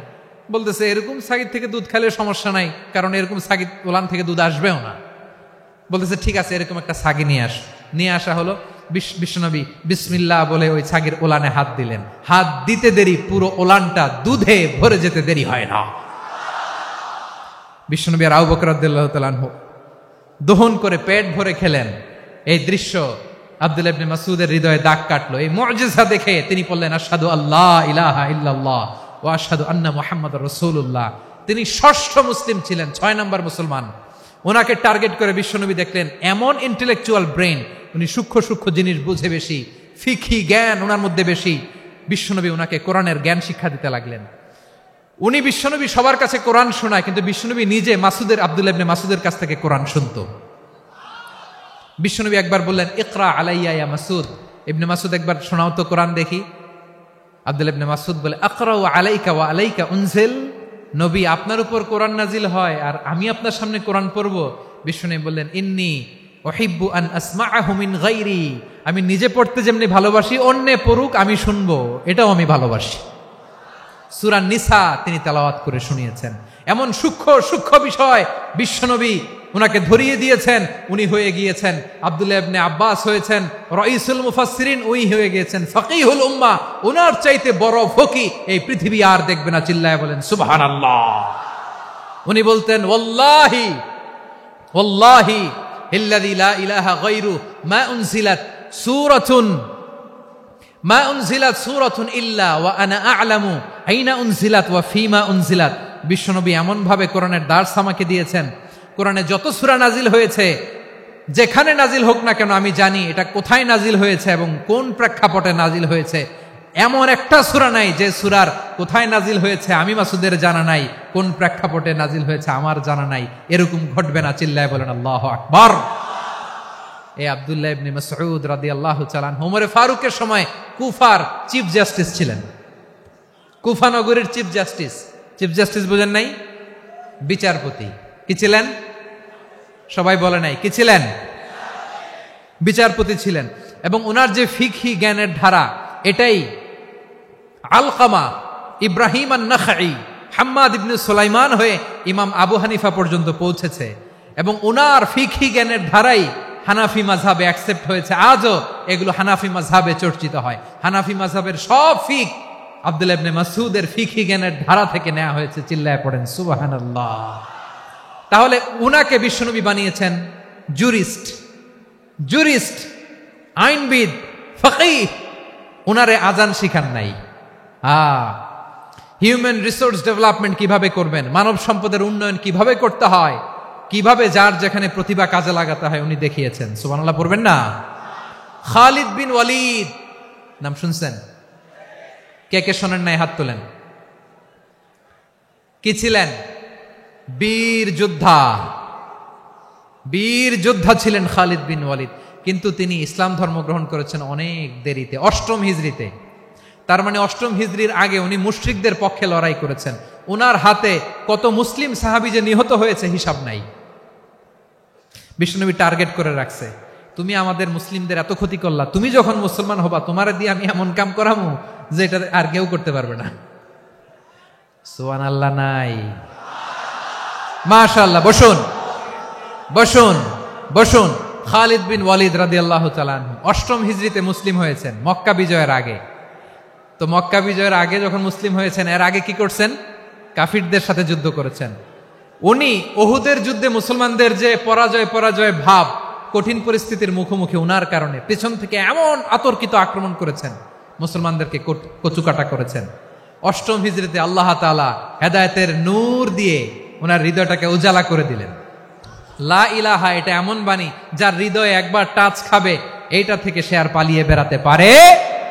ঝিনুকের ভেতর লুকিয়ে থাকে যেমন মতি, ঝিনুকের ভেতর লুকিয়ে থাকে যেমন মতি, কলমা শাহাদাতে আছে আল্লাহর জ্যোতি, কলমা শাহাদাতে আছে আল্লাহর জ্যোতি।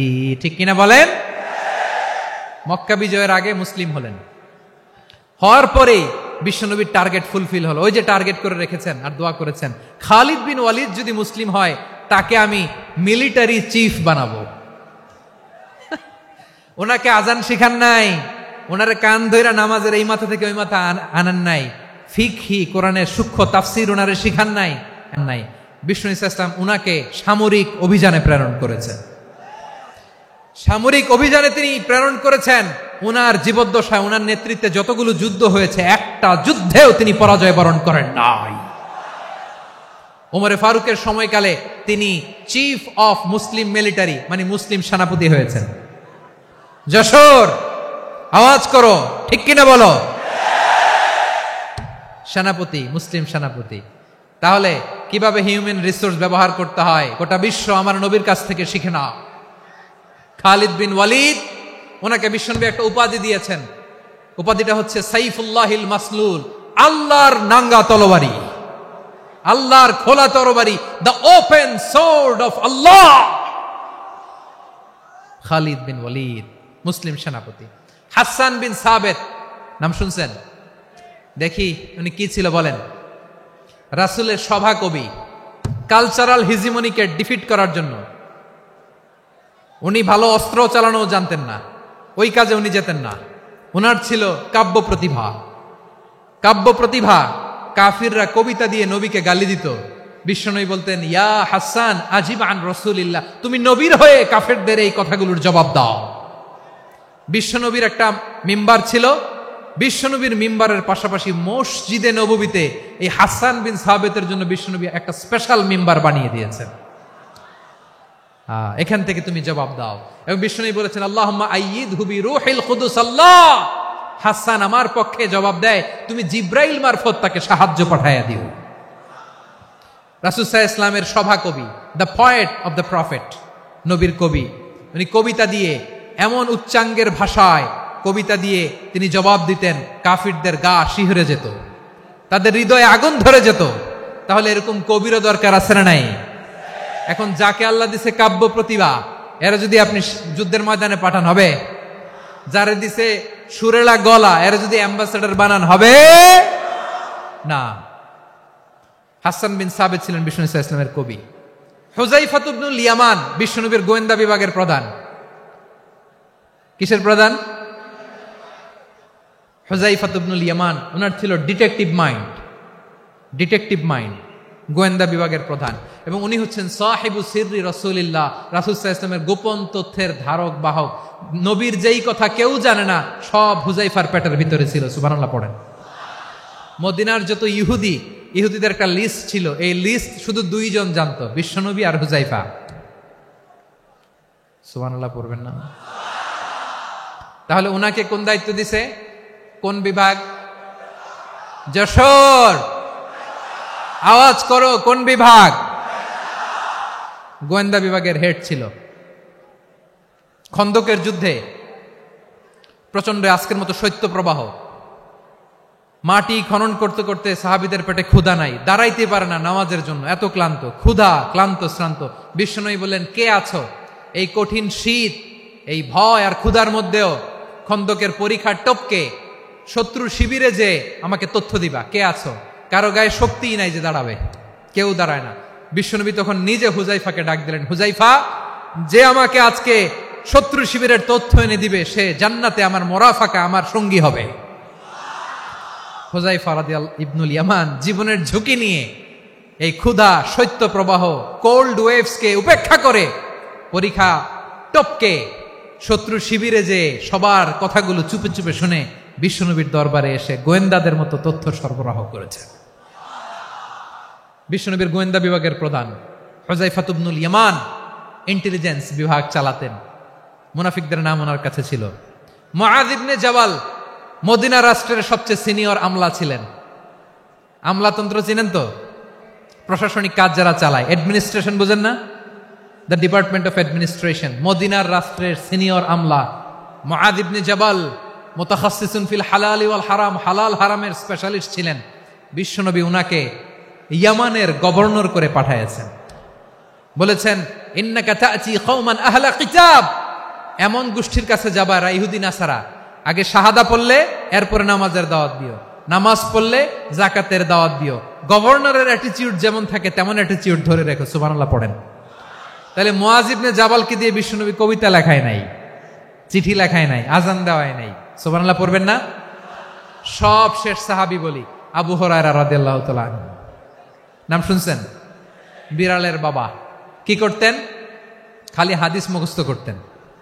উনি বলতেন, আলজামু রাসূলুল্লাহ আলা মিল ইবাতনি, আমার শুধু পেটের ক্ষুধার বন্দোবস্ত হইলে আমি নবীর সঙ্গ ছাড়তাম না। আমার আনসার সাহাবারা ক্ষেত খামারের কাজ করতো, আমার মুহাজির সাহাবারা ব্যবসা করতো, আর আমি নবীর সাথে সাথে থাকতাম।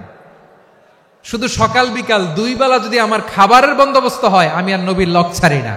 সুবহানাল্লাহ কইবেন না? 5374টা হাদিস তিনি বর্ণনা করেছেন। সবচেয়ে বেশি হাদিস বর্ণনাকারী সাহাবী। হাদিস প্রিজার্ভেশনের কাজে বিশ্বনবী ওনাকে কাজে লাগিয়েছেন। উনি একদিন বলেন, ইয়া রাসূলুল্লাহ আসমাউ মিনকা কাসীরান ফালা আহফাজু, নবী অনেক কথা শুনি আমার মনে থাকে না। বিষ্ণু বললেন, তাই? উবসুত রিদাক, তোমার চাদরটা বিছাও। আবু হুরায়রা বিছালেন, বিশ্বনবী হাত বুলায় দিলেন, এরপরে অনেক হাদিস বর্ণনা করলেন। আবু হুরায়রা বলে, তারপর থেকে বিশ্বনবী যাই বর্ণনা করে আমি শুনি আর একটাও বলি না। এখন সুবহানাল্লাহ। বিশ্বনবী ওনাকে হাদিস প্রিজার্ভেশন, নবীর এই যে লক্ষ্য হাদিস প্রিজার্ভেশনের এই দায়িত্ব দিয়েছেন সাইয়েদনা আবু হুরায়রা রাদিয়াল্লাহু তাআলা আনহুকে। প্রিয় ভাইরা, তাহলে 10 জন সাহাবীর কথা যে বললাম, আপনারা কি খেয়াল করেছেন কত বড় ট্যালেন্ট হান্টার, চৌকস ট্যালেন্ট হান্টার ছিল আমার নবী। এক একজনের এক এক ট্যালেন্ট, এক এক কাজে অ্যাসাইন করেছেন, এক একজনকে এক এক দায়িত্ব দিয়েছেন, এক একজনের প্রতিভাকে এক একভাবে বিকশিত হওয়ার সুযোগ দিয়েছেন। আওয়াজ করে বলেন ঠিক কি না? এখন আমার পর্দার আড়ালে আমার মায়েরা বলবে, এতগুলো পুরুষ সাহাবীর কথা বলল, নারী সাহাবীরা কি কিছু করে নাই? হ্যাঁ, একজন নারী সাহাবীর কথা বলে মোনাজাত হবে, দোয়া ছাড়া কেউ যাব না। রুফাইদা আল আসলামিয়া রাদিয়াল্লাহু তাআলা আনহা, ওনার বাবার নাম সাআদ আল আসলামি। বিশ্বনবী কি খেয়াল করলেন দেখেন, সাআদ ছিল মদিনার বড় ডাক্তার। এই নারী সাহাবী রুফাইদা বাবার কাছ থেকে চিকিৎসা বিদ্যা শিখেছেন। যখন শিখছে, বিশ্বনবী দেখলেন আমার তো প্রতি সপ্তাহে সপ্তাহে যুদ্ধে আহত সাহাবীদের সেবা দিবে কে? বিশ্বনবী রুফাইদাকে বললেন, রুফাইদা তুমি মসজিদে নববীর পাশে একটা মেডিকেল ক্যাম্প করো। এই যে সাকিনা আদ্দিন মেডিকেলের আমার ছাত্রী বন্ধুরা, শুনে রাখো, তোমাদের আইকন হচ্ছে এই রুফাইদা আল আসলামিয়া। বিশ্বনবীর ডিরেকশন অনুযায়ী তিনি মসজিদে নববীর পাশে একটা মেডিকেল ক্যাম্প করলেন এবং আহত সাহাবাদের চিকিৎসা উনি ওনার টিম নিয়ে দিতেন। বিশ্বনবীর পরামর্শে উনি আনসারি এবং মুহাজির মহিলা সাহাবীদেরকে নিয়ে একটা স্পেশাল মেডিকেল টিম গঠন করলেন। খায়বার যুদ্ধে 7ম হিজরিতে যখন বিশ্বনবী যায়, উনি ওনার টিম নিয়ে আসলেন, বললেন, ইয়া রাসূলুল্লাহ, আমরা তো তলোয়ার চালাতে পারি না, আমরা তো তীর মারতে পারি না, আপনি যদি অনুমতি দেন খায়বার অভিযানে আমি আমার টিম নিয়ে মেডিকেল টিমের সেবাটা সার্ভিসটা দিতে চাই। পড়েন সুবহানাল্লাহ। বিশ্বনবী অনুমতি দিলেন, যোদ্ধা সাহাবীদের সাথে রুফাইদা আল আসলামিয়া উনিও মেডিকেল টিম নিয়ে অগ্রসর হলেন। খায়বারের প্রতিটা আহত ইনজুর্ড সাহাবী যারা ইনজুরির শিকার হয়েছেন, সবাই রুফাইদা আল আসলামিয়ার এই মেডিকেল ক্যাম্প থেকে চিকিৎসা সহায়তা পেয়েছেন। সুবহানাল্লাহ পড়েন। দেখেন কিভাবে বিশ্বনবী ট্যালেন্ট বাছাই করতেন। আপনি অবাক হবেন, বাহরাইনের মেডিকেল ইউনিভার্সিটিতে রুফাইদা আল আসলামিয়া মেডিকেল প্রাইজ অ্যাওয়ার্ড প্রতি বছর দেয়া হয়। যদি দিনের এই মেডিকেল আমার বোনেরা যদি জেনে থাকো জানো, না হলে নতুন করে জানো, সার্চ দিও, রুফাইদা আল আসলামিয়া মেডিকেল অ্যাওয়ার্ড বাহরাইনের ইউনিভার্সিটিতে দেয়া হয়। প্রিয় ভাইয়েরা, তাহলে আলোচনার সামারি আমরা করি। বিশ্বনবী যার যেখানে ট্যালেন্ট তাকে ওইখানে কাজে লাগাতেন। আওয়াজ করে বলেন ঠিক কিনা? এবার একটা ইন্টারভিউ হবে, আওয়াজ করে বলেন, আবু মাহজুরাকে বিশ্বনবী কি বানাইছেন? হ্যাঁ, ভুলে গেছেন? সামনের চুলে হাত দিয়ে বিশ্বনবী কি সুন্দর গলায় আজান শিখালেন। মুয়াজ্জিন। যায়েদ বিন সাবিতকে একাডেমিক প্রজেক্টের দায়িত্ব দিয়েছেন, তিনি ছিলেন বিশ্বনবীর দোভাষী ব্যক্তিগত সচিব। Musab ibn Umair, the first ambassador of Islam. Abdullah ibn Abbas, উম্মার বড় শিক্ষাবিদ মুফাসসির। আব্দুল্লাহ ইবনে মাসউদ ছিলেন জুরিস্ট। কি ছিলেন? জুরিস্ট ছিলেন, এই উম্মার সবচেয়ে বড় জুরিস্ট। খালিদ বিন ওয়ালিদ, সেনাপ্রধান। হাসান বিন সাবিত ছিলেন বিশ্বনবীর সভাকবি। কি ছিলেন? বিশ্বনবীর সভাকবি ছিলেন। এরপরে হুযায়ফা ইবনুল ইয়ামান কি ছিলেন? গোয়েন্দা বিভাগের প্রধান। মুআয ইবনে জাবাল কি ছিলেন? সিনিয়র আমলা, ইয়ামানের গভর্নর। আবু হুরায়রা রাদিয়াল্লাহু তাআলা আনহু হাদিস প্রিজার্ভেশনের কাজ করেছেন। আর আমাদের রুফাইদা আল আসলামিয়া রাদিয়াল্লাহু তাআলা আনহা কি ছিলেন? নার্স ছিলেন। নার্স হয়ে মেডিকেল সেবা দিয়েছেন। প্রিয় ভাইয়েরা, পুরো আলোচনার যদি সামারি করি, তাহলে বিশ্বনবী যেভাবে হিউম্যান রিসোর্সকে ম্যানেজ করেছেন, যার যেখানে প্রতিভা কাজে লাগিয়েছেন, আমরাও যদি করি, আমাদের বাংলাদেশের চিত্র আমরা পাল্টে দিতে পারবো। আমরা শুরুতে শুনেছি মানুষের আছে অসীম সম্ভাবনা, প্রতিটা মানুষ অনন্য, যত্ন নিলে, যথাযথ পরিচর্যা করলে মানুষ বিশ্ব জয় করতে পারে। ঠিক কিনা? আমাদের হাফেজে কোরআনের সামনে দাঁড়াতে পারে এমন কোন হাফেজে কোরআন আল্লাহর জমিনে জন্ম হয় নাই। গোটা বিশ্ব কাঁপিয়ে তারা সেরা। আমাদের ক্রিকেটাররা সেরা, আমাদের তৈরি পোশাক শিল্প সেরা। এরকম অনেক অনেক সেরা জিনিস আছে, আমরা এগুলোরে নার্চারিং করতে পারি নাই, পরিচর্যা করতে পারি নাই, সঠিক তারবিয়াতের অভাব। তাহলে মানুষের অসীম সম্ভাবনাকে কাজে লাগাতে হবে। ঠিক কিনা বলেন? ইউনুস গভর্নমেন্টকে আমি বলবো, অল্প সময়ের জন্য আপনারা এসেছেন, সংস্কারও করতে হবে, আবার নির্বাচনও করতে হবে। সব সংস্কার হয়তো করতে পারবেন না, যতটুকু পারবেন এর মধ্যে আমাদের যে হিউজ ম্যান পাওয়ার, আমাদের যে মানব সম্পদ, হিউম্যান রিসোর্স, এটাকে ডেভেলপ করে আপনাদের যেতে হবে। যেটা পারবেন না সেটাকে পরবর্তী নির্বাচিত গভর্নমেন্টের কাছে রেখে যেতে হবে, যে তারা যেন করে। তাদের কাছে আপনারা এটা রেখে যাবেন। তাহলে মানুষ চাইলে বিশ্ব জয় করতে পারে, আর মানুষকে হারাতে পারে কেউ? জোরে বলো যশোর, মানুষকে হারাতে পারে কেউ? আল্লাহ আমাদেরকে জনসংখ্যা দিয়েছেন প্রিয় ভাইয়েরা। এই জনসংখ্যা অনেক বড় সম্পদ, এটা আমাদের জন্য অভিশাপ নয়, আশীর্বাদ। আমাদের জনসংখ্যাকে যদি আমরা জনশক্তিতে রূপান্তর করতে পারি, আজকে বাংলাদেশ যে অবস্থানে দাঁড়িয়ে আছে, বাংলাদেশ তার 20 গুণ উন্নতির শিখরে চলে যাবে। চিল্লায় বলো ঠিক কিনা?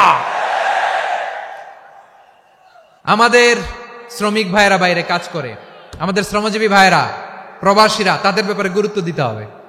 আমাদের শ্রমের দাম সবচেয়ে কম, সবচেয়ে কম। তারা এম্বাসিতে গুরুত্ব পায় না, এয়ারপোর্টে গুরুত্ব পায় না। এই সরকার অবশ্য তাদেরকে অনেক গুরুত্ব দিচ্ছে। আমাদের অদক্ষ শ্রমিককে যখন আমরা দুবাই পাঠাই, অল্প বেতন পায়, কিন্তু ইন্ডিয়ানরা দক্ষ শ্রমিক পাঠাইলে তার 3 গুণ বেতন পায়। আমরা আমাদের শ্রমিকদেরকে অদক্ষ ভাবে আর পাঠাতে চাই না, দক্ষ শ্রমিক পাঠিয়ে আমরা রেমিটেন্সের বন্যা বইয়ে দেব। আমাদের শ্রমিকদের পাঠানো রেমিটেন্সের টাকায় সচল থাকে আমার দেশের অর্থনীতির চাকা। তাদেরকে সবচেয়ে গুরুত্ব দিতে হবে। আমরা পেয়েছি ফ্রিডম ফাইটার, মুক্তিযোদ্ধা, আর আমার প্রবাসী ভাইরা হচ্ছে রেমিটেন্স ফাইটার। জোরে বলো ঠিক কিনা? তাহলে আমাদের এই জনশক্তিকে জনসম্পদে ট্রান্সফর্ম করতে হবে, ঠিক কিনা বলেন? সরকার জনগণকে এভাবে পলিশ করতে হবে। মা বাবারা ছেলে মেয়েদের মধ্যে কার কোন যোগ্যতা, তাকে ওইভাবে কাজে লাগাতে হবে। সবার A+ পাওয়ার কোনো দরকার নেই। আমাদের দেশে একটা টেন্ডেন্সি আছে, পরীক্ষায় A+ না পাইলে কই তুই কি করলি, পাশের বাড়ির ছেলে A+ পাইছে, যা ওর পা ধোয়া পানি খা। কি খা? তা আমি ভাবছি যে পা ধোয়া, A+ পাওয়া ছেলেদের পা ধোয়া পানির একটা পানির ব্র্যান্ড বানাইতে হবে। এরকম লেখা থাকবে, A+ পাওয়া ছেলেদের পা ধোয়া পানি। খাওয়া নাই, এগুলার খাওয়া নাই। ওরে আল্লাহ A+ পাওয়ার জন্য বানাইছে, আর আপনার ছেলেকে এই A+ গুলারে নিয়ন্ত্রণ করার জন্য আল্লাহ বানাইছে। ওকে দিয়ে আল্লাহ কি করবে আপনি জানেনই না। একটা A+, একটা A গ্রেড একটা মানুষের জীবনকে ঠিক করে দিতে পারে না। আপনার ছেলেকে আল্লাহ অন্যদিকে যোগ্যতা দিয়েছে। ওদের মনোবল ভাঙবেন না, খবরদার, খবরদার। ছেলে মেয়েদের মনোবল ভাঙবেন না। যাকে দিয়ে যেটা হবে তাকে দিয়ে সেটা করতে হবে, তার প্রতিভাকে সেভাবে কাজে লাগাতে হবে। তাহলে বাংলাদেশ, আমাদের এই জনসংখ্যা জনসম্পদে রূপান্তরিত হবে। আমাদের সরকারের তত্ত্বাবধানে আমাদের 18 কোটি জনগণ দক্ষ জনশক্তিতে রূপান্তরিত হোক। আমরা চাই কি চাই না? আমরা ভালো মানুষ, শ্রেষ্ঠ মানুষ হতে চাই কি চাই না? ওই জাপানিজদের মতো সৎ, ওই ইউরোপিয়ানদের মতো কালচার্ড। আমাদেরকে আল্লাহ তাআলা কোরআন সুন্নাহ অনেক কিছু দিয়েছেন। যেহেতু বর্তমানে আমরা দেখছি তারা সৎ, তাদের মধ্যে ভ্যালু আছে, সেগুলো আমাদের মধ্যে আনার দরকার আছে না নাই? আর ইসলাম দিয়ে আমাদের জীবনকে সাজাতে হবে, ইসলাম দিয়ে আমার পরিবারকে সাজাতে হবে। ইসলাম থেকে, কোরআন থেকে প্রেসক্রিপশন না নিলে জীবন সুন্দর হবে না। কোরআন থেকে প্রেসক্রিপশন না নিলে সমাজ সুন্দর হবে না। কোরআনের প্রেসক্রিপশন না মানলে রাষ্ট্র সুন্দর হবে না। কোরআনের প্রেসক্রিপশন অ্যাপ্লাই না করলে শুধু দুর্নীতি দমন কমিশন দিয়ে দুর্নীতি বন্ধ করা যাবে না। এজন্য কোরআনের আইন আমরা চাই কি চাই না? প্রিয় ভাইয়েরা, হিউম্যান রিসোর্স ডেভেলপমেন্ট, মানব সম্পদের উন্নয়ন, আমাদের সরকার যেন এদিকে নজর দেয়। আমরা যেন এই ব্যাপারে যত্নবান হয়ে উঠি। যাকে আল্লাহ যে যোগ্যতা দিয়েছে, এই যোগ্যতা দিয়ে আমরা যেন ইসলামের জন্য, দেশের জন্য কাজ করি। আমরা যেন আমাদের স্কিল ডেভেলপ করি, আমাদের পটেনশিয়ালকে ডেভেলপ করি। মোরালিটি, ভ্যালিউজ নিয়ে শায়েখ আহমদুল্লাহ আলোচনা করেছেন, এগুলো দিয়ে যেন আমরা আমাদেরকে সাজাই। আল্লাহ তাআলা আমাদের দেশকে তুমি নিরাপদ করো, আমরা পড়ি আমিন। আল্লাহ আমার 18 কোটি জনগণকে তুমি জনশক্তিতে রূপান্তরিত করো, আমিন। আল্লাহ আমরা হাতে হাত রেখে, কাঁধে কাঁধ মিলিয়ে, ভাইয়ে ভাইয়ে যেন এই দেশকে গড়তে পারি, আল্লাহ তুমি তৌফিক দান করো, আমরা পড়ি আমিন। আমার প্রিয় মহিউদ্দিন ভাই বলেছেন, হুজুর এমন একটা ঘোষণাপত্র দিয়ে যাবেন আজকের এই ঐতিহাসিক যশোরের প্রোগ্রামে, যেটা গোটা বাংলাদেশে মানুষ এটার উপর আমল করে। আমি যে কথাটা বলেছি এটাই, আসুন আমরা আমাদের জনসংখ্যাকে জনসম্পদে ট্রান্সফর্ম করি। আমাদের জনসংখ্যাকে আমরা যেন জনশক্তিতে রূপান্তরিত করি। জনসংখ্যাকে ট্রান্সফর্ম করে জনশক্তি দিয়ে আমরা যেন আগামীর বাংলাদেশ, স্বাধীন বাংলাদেশ 2.0 কে গড়ে তুলি। আল্লাহ তাআলা আমাদের সবাইকে কথাগুলো বোঝার, আমল করার তৌফিক দান করুন। এই জেনজি, ক্ষমা করে দিও আমাকে, অনেক ধমক দিছি, বকা দিছি। আল্লাহ তোমাদেরকে করুক, কবুল করুক, যশোরবাসীকে কবুল করুক, আর দিনকে কবুল করুক। এই মেডিকেল কলেজকে কবুল করুক। ইসলামের জন্য বাঁধ ভাঙা এই জোয়ার এবং উচ্ছ্বাসকে আল্লাহ তাআলা কবুল করুক।